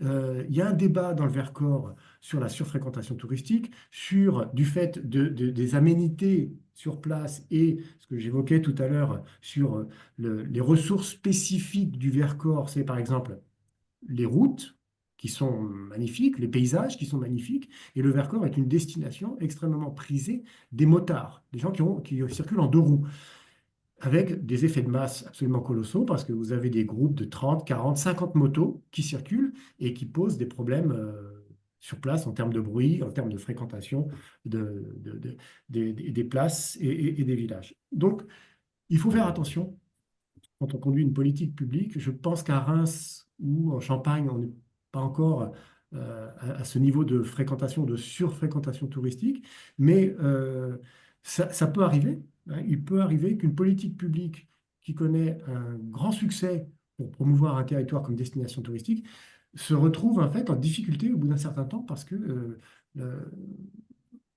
voilà, il peut y arriver à certains moments de l'année, une fréquentation trop importante. Il faut se méfier aussi de ce point de vue-là je prends l'exemple du Vercors, hein, qui était une destination qui a une capacité d'accueil qui est quand même relativement limitée, il faut avoir ça à l'esprit. Il faut se méfier aussi des influenceurs. Vous évoquiez le débat sur les jeunes et sur la promotion qui peut être faite par les jeunes. Dans des territoires qui ne sont pas du tout adaptés à l'accueil erratique et à des flux erratiques de fréquentation touristique, ça peut poser problème. Un influenceur qui poste sur ses réseaux des photos et qui fait la promotion d'un territoire hyper intéressant peut provoquer des flux extrêmement importants et, le territoire peut ne pas être en capacité d'accueillir ces flux. Au point que le Vercors, que j'ai travaillé et que je connais un petit peu, hein, c'est pour ça que je vous en parle abondamment, le Vercors a mis en place une politique de décrue du touriste, hein. Des campagnes de démarketing, c'est-à-dire des campagnes destinées à essayer de réguler les flux touristiques et à essayer de faire prendre conscience aux touristes que derrière les images d'Épinal, du Vercors ou de tout autre territoire, hein, il faut le prendre comme ça, il y a une réalité, il y a des gens qui habitent, il y a des territoires à respecter, un environnement à respecter et qu'il faut faire attention quand on va dans ce genre de destination. Voilà à peu près ce que je voulais évoquer en écho à ce que j'ai pu entendre. Je vous remercie pour votre attention. Merci. Merci Frédéric. Alors, sentez-vous libre voilà, de réagir à tout ce qui vient d'être dit. Moi, il y a deux choses qui m'intéresseraient parmi donc aussi bien les professionnels qui sont intervenus, mais les autres participants. Est-ce que vous avez été amené à constater des tensions, des débuts de tensions, justement, par rapport à cette fréquentation touristique qui se développe en Champagne depuis ces 10 dernières années? Et est-ce que vous sentez aussi un questionnement chez vos clientèles touristiques sur l'aspect, alors Laurence parlait effectivement que c'était le cas pour les Scandinaves, sur les questions environnementales, et voilà, qu'est-ce que vous mettez en place à titre individuel, et est-ce qu'il y a des choses aussi qui sont réfléchies à un niveau plus collectif? Je ne sais pas qui souhaiterait intervenir sur ce sujet-là. Moi, je peux intervenir avec l'exemple d'Épernay, si vous le permettez, où on a gagné le concours avec un architecte qui est spécialiste dans l'environnement. Donc, c'est un hôtel qui aura des labels environnementaux parce c'est une construction au Savoie pour 110 chambres. Vous voyez, c'est un bâtiment qui va faire un peu plus de 7000 mètres carrés. Mais mon problème à Épernay, c'est pas de construire vert, si vous voulez, ou d'avoir une cause qui... parce que quand on construit un hôtel, c'est pas pour 5 ans ou 10 ans, vous voyez, c'est pour longtemps. Donc, je pense qu'il faut aussi se réadapter notre offre, réadapter notre position en permanence. Mais c'est de garder mon personnel, mes équipes à Épernay. Mon problème, ça va être celui-ci. C'est-à-dire que à Reims, on aura une attractivité pour un jeune qui est plus facile. Il est plus facile de s'installer à Reims qu'à Épernay. Pourquoi? Parce que il y a une activité le jour, la nuit qui est très attractive et qui va intéresser, que ce soit par le cinéma, les spectacles, les restaurants, etc. Donc, on est en train d'investir, nous, dans un lieu pour essayer de sédentariser, en tout cas, nos collaborateurs et les inscrire aussi dans la ville dans laquelle ils vont travailler. Et ça me paraît essentiel parce que il y a eu plusieurs expériences en Champagne de maisons qui ont ouvert à Épernay récemment ou autour d'Épernay et les gens faisaient les allers-retours à Reims et ça ne dure qu'un temps. Donc il faut aussi qu'une région, pour qu'elle continue à grandir, et bien que les villes changent aussi. Hein. Donc ça me paraît qu'elle soit plus accueillante aussi pour ces différentes populations. Le monde change en permanence. Cette jeunesse, et merci Aurélie, la champenoise, d'avoir rappelé un joli moment que les jeunes de Champagne ont, j'ai lu dans vos commentaires tout à l'heure, ont célébré l'arrivée de la neige dans le vignoble. Eh bien oui, moi je mise beaucoup et énormément. D'ailleurs, tous les projets qu'on fait, on essaie de les faire avec cette jeunesse, voire même aussi dans nos métiers, et avec qui nous avons ces échanges. On peut construire le bâtiment le moins polluant du monde et on va, je sais pas, vous avez 100 collaborateurs, jour et nuit, vont faire Paris-Reims, vous voyez. Donc c'est totalement incohérent. Donc il y a beaucoup de choses à faire aussi pour l'accueil de ce projet autour de ceux qui vont faire quoi. Par rapport à ce que vient de dire monsieur, j'ai oublié le prénom, pardon. Mais c'est tout à fait juste. Je comprends ce qui peut se passer dans certaines régions. Toulouse ou le Vercors, les comparaisons sont intéressantes. Mais nous, l'attractivité, elle est presque naturelle aujourd'hui. Quand vous avez 20 millions d'habitants juste à côté de la Champagne, il faut juste essayer de... vous voyez, nos projets, nous, on les fait... je ne vais pas m'étendre, mais le concours d'Épernay, c'était un concours 3 étoiles et on a proposé un concours 4 étoiles. Non pas qu'on veut monter en gamme, mais le client champenois, il est plutôt à chercher une belle adresse. On va faire un très grand bar, un très grand restaurant pour accueillir tous ces types et différents types de populations. Voilà, donc on est aussi généreux dans cet effort de construction pour que ça serve cette partie parnassienne de la Champagne. Mais il faut pouvoir sédentariser aussi à la fois les clients et ceux qui y travaillent, quoi, en meilleure qualité.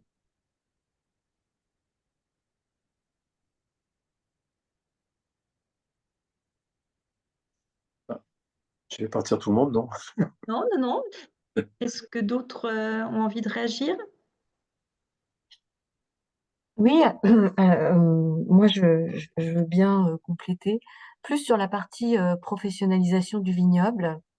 Alors j'accompagne les vignerons dans leur montée en compétences au niveau de développement de prestations de nos tourismes.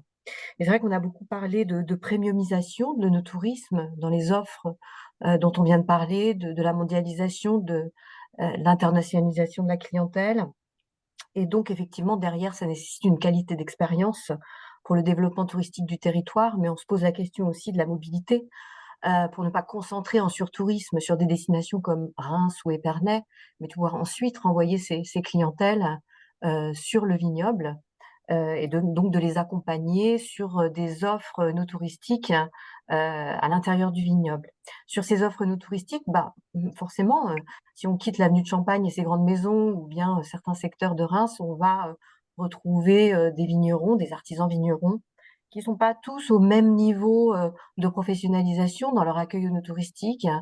Parfois, certains ont une très bonne dynamique et d'ailleurs ceux qu'on croise dans les réunions professionnelles sont un petit peu toujours les mêmes. Ce sont des gens qui ont su tirer leur épingle du jeu.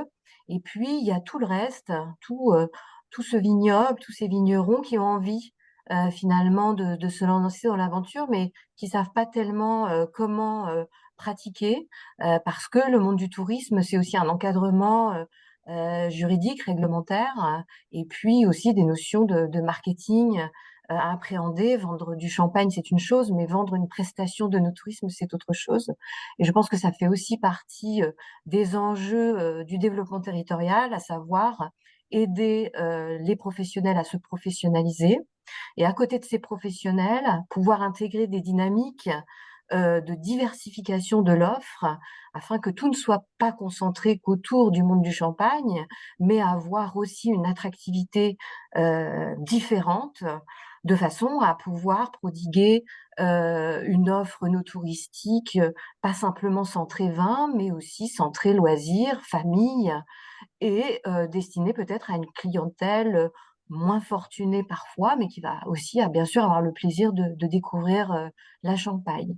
Donc finalement, tout ça, ça fait partie d'un certain nombre de briques projets, de briques de développement centrées autour du professionnel, centrées autour des cibles, centrées autour aussi du positionnement produit, qui ne sera pas partout le même entre Épernay, Reims, les grandes maisons et les vignerons, et de créer une chaîne de développement équilibrée pour éviter justement des problématiques de surtourisme tout en intégrant des enjeux de développement durable. Merci Alexandrine. J'ai vu que Aurélie la Champenoise a levé la main. Aurélie. Oui, bonjour, merci. Donc, moi, j'ai un parcours professionnel traditionnel hôtelier. J'ai été réceptionniste sur Paris pendant 6 ans, notamment du côté de la gare de l'Est. Et j'ai toujours eu à cœur, lorsque des clients, justement, ne savaient pas trop quoi faire durant leur séjour sur Paris, de leur proposer de venir et enfin d'aller à Épernay, puisque bon, moi je suis vraie sparnassienne, 100% champenoise, et j'ai à cœur de montrer voilà, que c'est une destination à découvrir. Et ayant après quitté la région parisienne pour revenir sur mes terres natales, j'ai travaillé à Reims, et toujours avec le plaisir et la conviction de faire découvrir le territoire en mettant en avant la route touristique des vins de Champagne, aussi d'autres éléments que peu de personnes connaissent, notamment Dormans, la petite ville de Dormans, d'autres espaces aussi, voilà, qui permettent de découvrir la Champagne autrement. Et j'ai plaisir à voir qu'il y a de plus en plus d'activités qui ne sont pas liées que à l'œnotourisme. Par exemple, il y a l'Impérial Marie-Antoinette, donc qui est vraiment une attraction unique en France, un bus impérial qui permet de découvrir le vignoble champenois qui est privatisable. Ça, c'est vraiment une activité super intéressante à faire. Et là, je reviens de 2 ans d'expatriation, entre guillemets, en Touraine. La Touraine, qui est une région dont le développement touristique n'est plus à démontrer et dont on peut grandement s'inspirer. Et j'ai eu le plaisir aussi de voir qu'il y a des campagnes d'affichage. J'ai travaillé notamment à Tours, dans le nord de Tours, et j'ai vu avec grand plaisir une affiche avec les champagnes et vignerons. Voilà, j'ai eu aussi la possibilité, lorsque je revenais de temps en temps sur Paris, voilà, parce que bon, bah, je reste toujours attachée à Paris. J'ai eu le plaisir de voir les campagnes d'affichage de l'ADT Tourisme, de l'Office de tourisme de la Marne. Euh, voilà,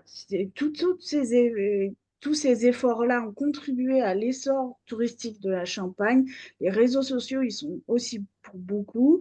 Et je pense que le personnel en contact des clients a fort à faire.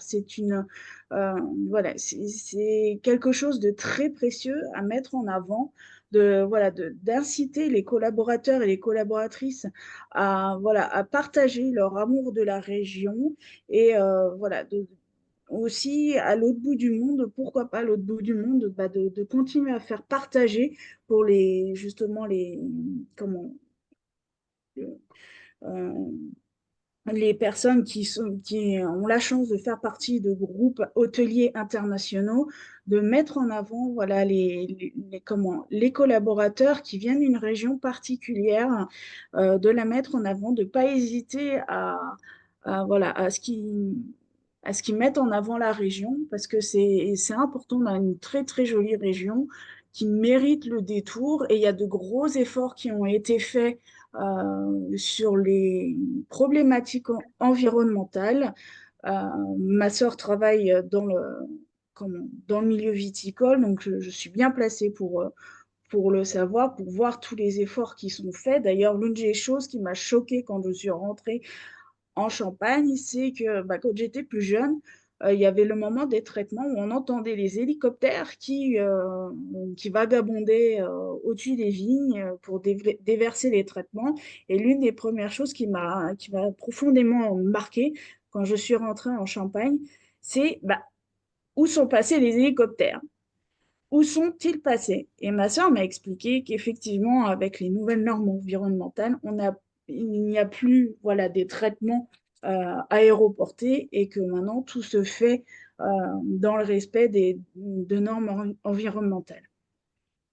Donc moi, je pense qu'on peut jouer aussi sur la carte de la mise en avant des collaborateurs, des collaboratrices qui ont eu la chance de voyager à travers le monde de les inciter à découvrir et à partager. C'est pour ça que les éductours, c'est important à faire. C'est pas, c'est un investissement que les promoteurs d'activités touristiques font. Ça leur coûte de l'argent, ça leur coûte du temps, mais c'est pour espérer en tirer un bénéfice. Et il n'y a pas meilleur promoteur d'une activité ou d'une destination que quelqu'un qui l'a vécu et qui l'a partagé.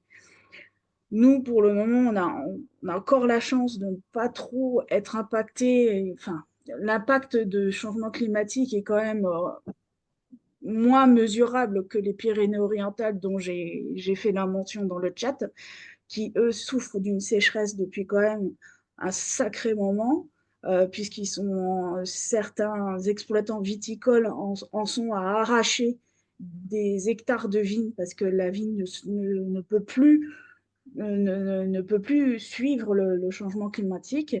Je sais qu'il y a des choses qui se font par rapport à cela et que nous, on a des hivers qui restent un peu compliqués. J'ai connu le temps où on avait la neige. Maintenant, ça devient ça devient plus rare. Bref. Et c'est vrai qu'on a un territoire qui reste encore à développer. Le sud Marne a besoin d'être développé en termes d'infrastructures hôtelières.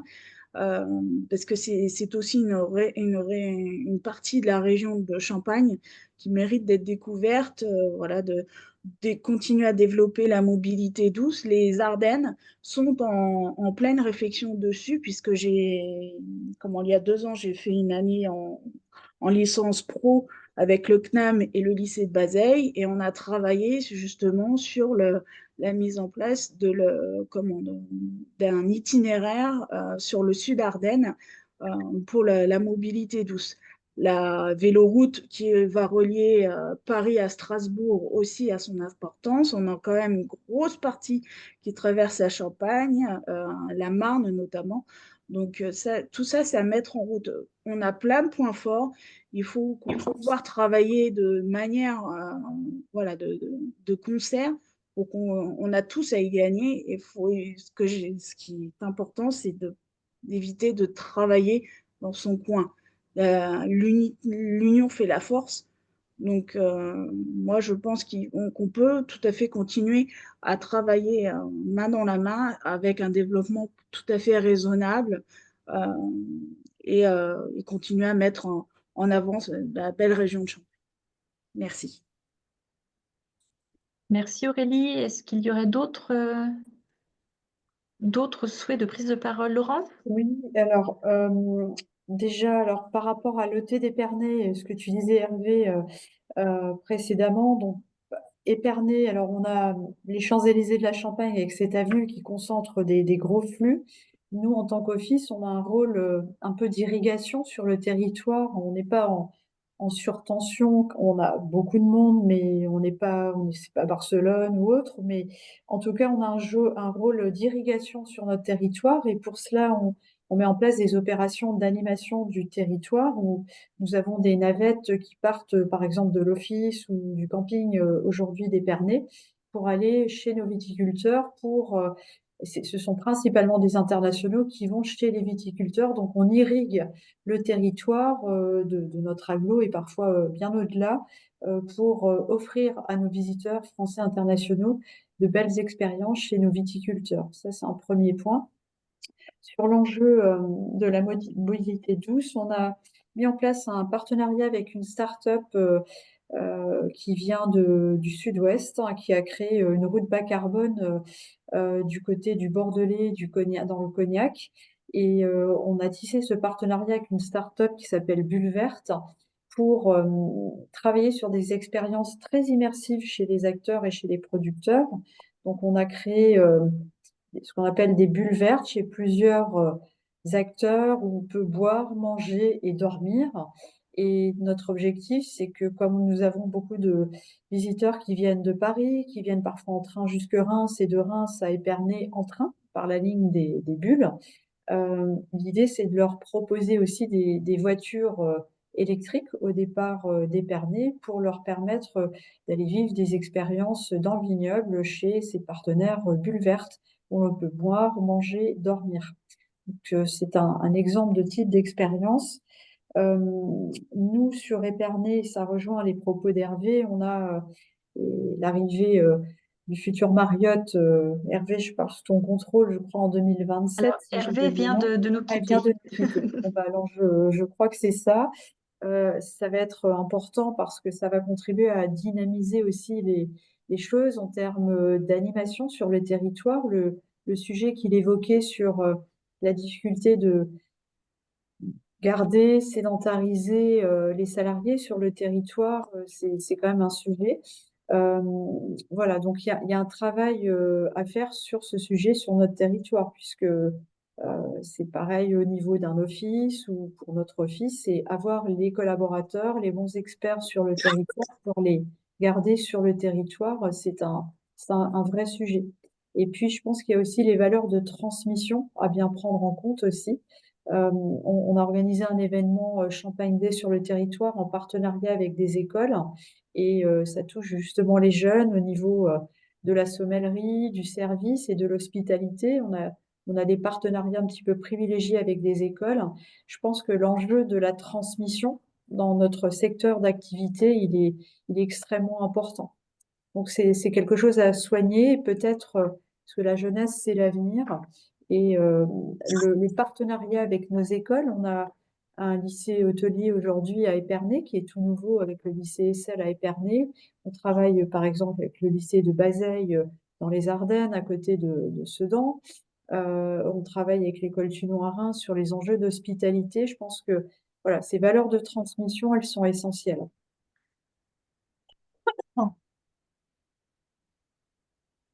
Merci Laurence. Aurélie, vous vouliez compléter ou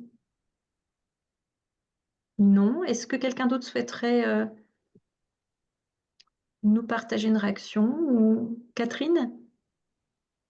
Très attentivement. Alors, je suis arrivée en cours de route, excusez-moi, parce qu'il y avait en début d'après-midi, au moment où vous commenciez votre webinaire, le budget tourisme, le rapport tourisme qui passait en séance plénière du conseil régional. Donc, j'ai raté la première demi-heure de ce webinaire, mais j'ai écouté attentivement toutes ces informations que vous nous avez données. Il y a plein de sujets en fait. Moi, je suis plutôt moi, je suis en charge du service hébergement et territoire. Donc, c'est pas qu'on est cloisonné au niveau de la direction du tourisme, mais il y a des sujets qui sont plus abordés par des collègues de ma direction que de moi-même. Pour ce qui concerne les hébergements touristiques et la problématique qu'évoquait Monsieur Faure sur le fait que la difficulté d'avoir effectivement des jeunes salariés qui puissent rester sur site, sur ces hébergements hôteliers de qualité, très qualitatifs sur les territoires. Bon, au niveau régional, c'est déjà une question au sens Grand Est qui a été évoquée, pas que sur le territoire de la Champagne.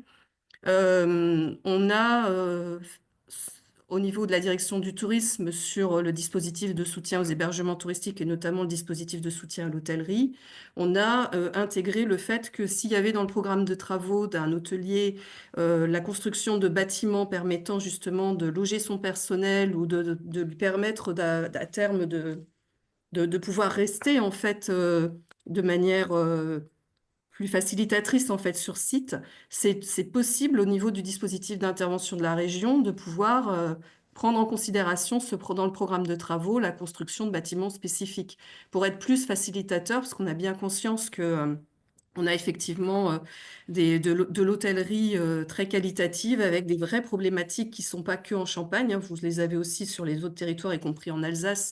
Vous avez quand même pléthore aussi d'hébergements touristiques, notamment hôteliers, très qualitatifs. Et donc, on a essayé de répondre, on va dire, nous, direction du tourisme, sur ce sujet-là, en lien aussi, puisque de mémoire, il y avait eu aussi un échange avec France Travail, à l'époque c'était Pôle emploi, d'Épernay, pour permettre justement sur le territoire de la Champagne de mutualiser et d'avoir un personnel suffisamment formé pour cette typologie d'hébergement touristique qualitatif que vous aviez sur le territoire. Mhm. Je vois que Laurence est en train d'approuver, donc c'est que je ne raconte pas de bêtises. Voilà, ça peut arriver. Pour ce qui concerne la mobilité touristique, alors je suis pas directement en charge de cette thématique-là. Néanmoins, j'ai une collègue qui je pensais qui aurait dû être présente cet après-midi parce que je lui avais fait part de votre webinaire, mais elle n'a pas pu visiblement se joindre à nous. Mais j'ai récupéré le diaporama qu'elle a présenté la dernière fois aux élus sur la stratégie régionale en termes de mobilité touristique et la feuille de route sur 2025-2028. Est-ce qu'il est possible que je puisse partager une partie du document avec vous pour au moins peut-être vous pouvez demander le partage de plusieurs présentateurs pour cette réunion. Alors, je ne sais pas si c'est... A Comme c'est pas priori, Teams, je ne sais pas comment on fait pour partager un diaporama sur Zoom. alors c'est une petite flèche qui se trouve au centre de la barre du bas. Donc Oui, c'est marqué partager. partager. Ouais. Voilà. J'ai mis envoyer une demande, en fait. C'est marqué envoyer une demande. Alors, Si je mets envoyer une demande, autorisé, donc c'est bon. Et juste avant le partage, donc Laurence doit nous quitter pour rejoindre une autre réunion. Merci Laurence. alors je vais être très rapide parce que... Bonne fin de journée à tous. Merci. alors, je vais essayer. Est-ce que ça marche? Oui. Super, ça marche. Je vais essayer d'agrandir mon autre fenêtre. Je maîtrise moins Zoom que Teams. Je suis désolée. C'est un peu... En tout cas, si vous le voyez déjà, le partage, c'est parfait. Donc, en fait, c'est donc une collègue qui est direction du tourisme et sur le site de Strasbourg, qui s'appelle Martine Schall. Je ne sais pas si certains d'entre vous la connaissez. Elle travaille spécifiquement sur la mobilité touristique en lien avec collègues de l'Agence régionale du tourisme Grand Est. Je vais être très rapide parce que je ne veux pas non plus spoiler votre webinaire, mais c'est pour vous donner vraiment des éléments très généralistes sur le travail qui est mené au niveau de la région sur la mobilité touristique. Évidemment, on est sur l'échelle Grand Est, mais le territoire de la Champagne, indirectement, est concerné par cette mobilité touristique en réflexion actuellement au niveau de la région. Donc, très rapidement, vous avez un cadre stratégique. Donc, on a un schéma régional du tourisme sur la période 23-28 qui a été voté en 2023, en mars 2023, en séance plénière régionale. C'est quoi les objectifs parmi tous les autres objectifs du schéma tourisme et sur la mobilité? C'est optimiser et développer l'offre de mobilité touristique bas carbone et innovante en Grand Est. C'est mettre en place une chaîne de services mobilité as a service pour viser une connexion systématique de l'offre touristique régionale, c'est-à-dire les sites et les hébergements à l'offre de mobilité, puisque ce n'est pas un travail qui est mené par la direction du tourisme seul, mais on a aussi les collègues, bien sûr, de la direction des mobilités régionales qui travaillent avec nous. Mobiliser aussi les acteurs touristiques, collectivités, opérateurs de transport en faveur d'une communication concertée de type Grand Est, destination bas carbone. Donc les thèmes qui sont à travailler dans le cadre de ce schéma régional du tourisme sur la période 23-28, c'est développer un volet spécifique de fluo Grand Est destiné à la clientèle touristique pour inspirer et préparer concrètement son voyage en Grand Est en interconnexion avec la plateforme Explore Grand Est de l'Agence régionale du tourisme que vous connaissez peut-être déjà. C'est optimiser et développer l'offre de transport en commun par la mise en tourisme de liaisons existantes, créer des hubs multimodaux exemplaires, dimensionnés avec des services à la carte, info touristique en gare, offre intermodale, station vélo. Vous avez peut-être déjà vu dans la presse qu'il y a des stations de vélo qui s'installent petit à petit aux abords des gares du Grand Est, puisqu'on en a 22 gares, je crois, de mémoire, puisque c'est moi qui gère ça, en Grand Est, avec des stations de vélo qui vont être déployées. Donc, intégrer un volet mobilité touristique dans différentes politiques de mobilité de la région et mettre à disposition des acteurs locaux des solutions de mobilité via un centre de ressources au titre de la data, outils diagnostiques pour expérimenter localement. Je déballe très rapidement, après il y Ah aura oui, parce que des le échanges. séminaire va se terminer, donc Terminé, d'accord. Bon, bah, en fait, simplement pour vous dire que je vais pas, voilà, aller jusqu'au fond des choses, mais disons qu'il y a un vrai travail qui est mené au niveau de la région sur la mobilité touristique avec des cadres réglementaires, des dispositifs d'intervention existants ou d'autres qui seront à venir dans le cadre aussi d'un schéma régional d'itinérance 2025-2028 qu'on doit présenter l'année prochaine en séance plénière pour validation.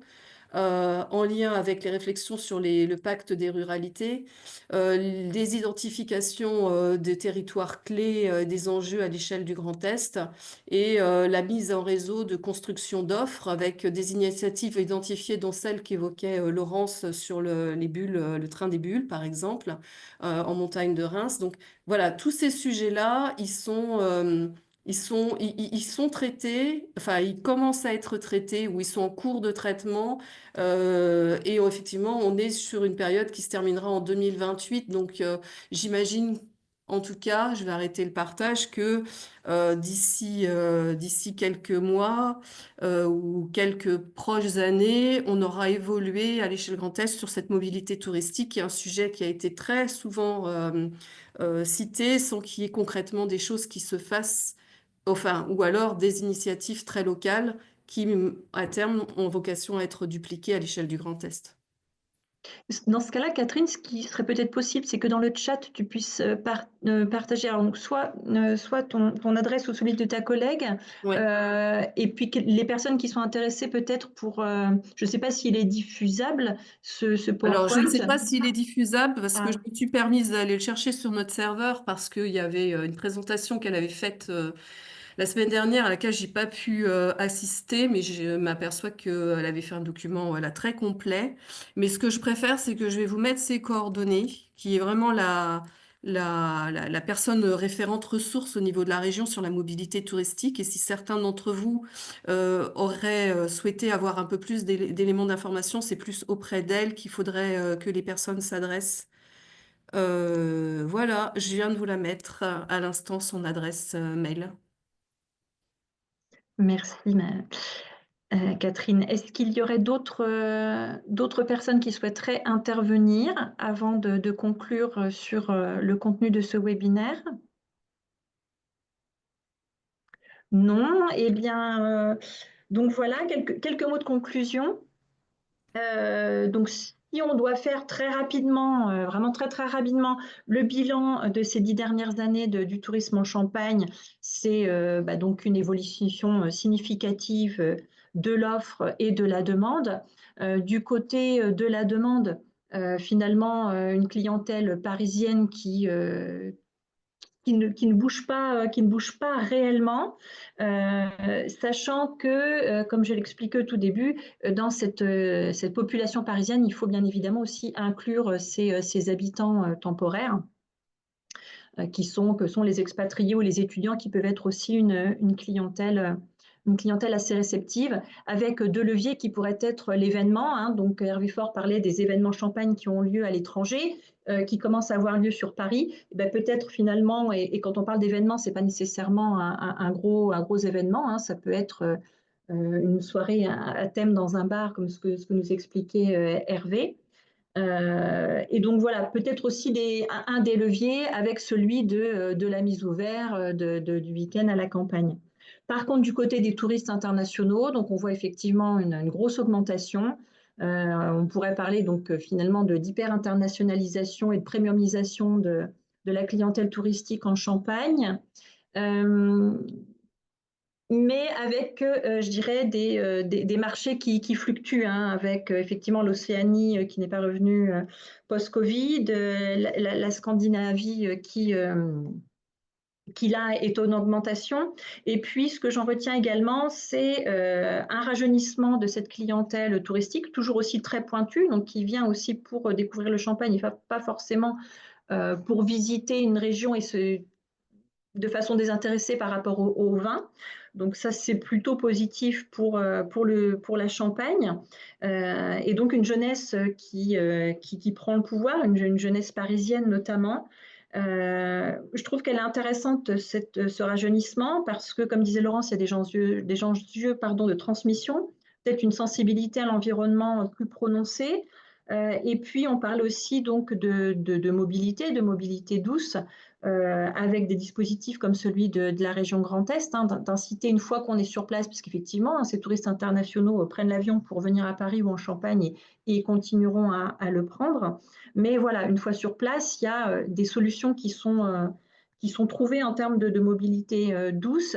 Et puis, cette clientèle qui se rajeunit, elle a aussi des compétences géographiques que n'avaient peut-être pas les générations précédentes. Hein. Elle est beaucoup plus hypermobile et beaucoup plus à l'aise pour réserver un transport collectif, emprunter un transport collectif qui, en plus, est d'autant plus facilité avec la digitalisation. Voilà un petit peu ce que... N'hésitez pas si vous souhaitez rajouter quelque chose à cette conclusion. En tout cas, moi, je vous remercie de cette participation. S'il y a des sujets aussi que vous souhaitez aborder ou qu'on puisse aussi faire intervenir des chercheurs comme on l'a fait pour Frédéric ou comme j'ai pu le faire à travers les résultats de mon étude, voilà, n'hésitez pas. Moi, je suis à votre disposition. Et voilà, à nouveau, merci. Je vous souhaite une bonne fin de journée et puis d'excellentes fêtes de fin d'année puisque nous sommes déjà quasi mi-décembre et ça va arriver très vite. Merci beaucoup. Merci. Merci à tous. Merci Sylvie. Bon après-midi à tous. Au revoir. Au revoir.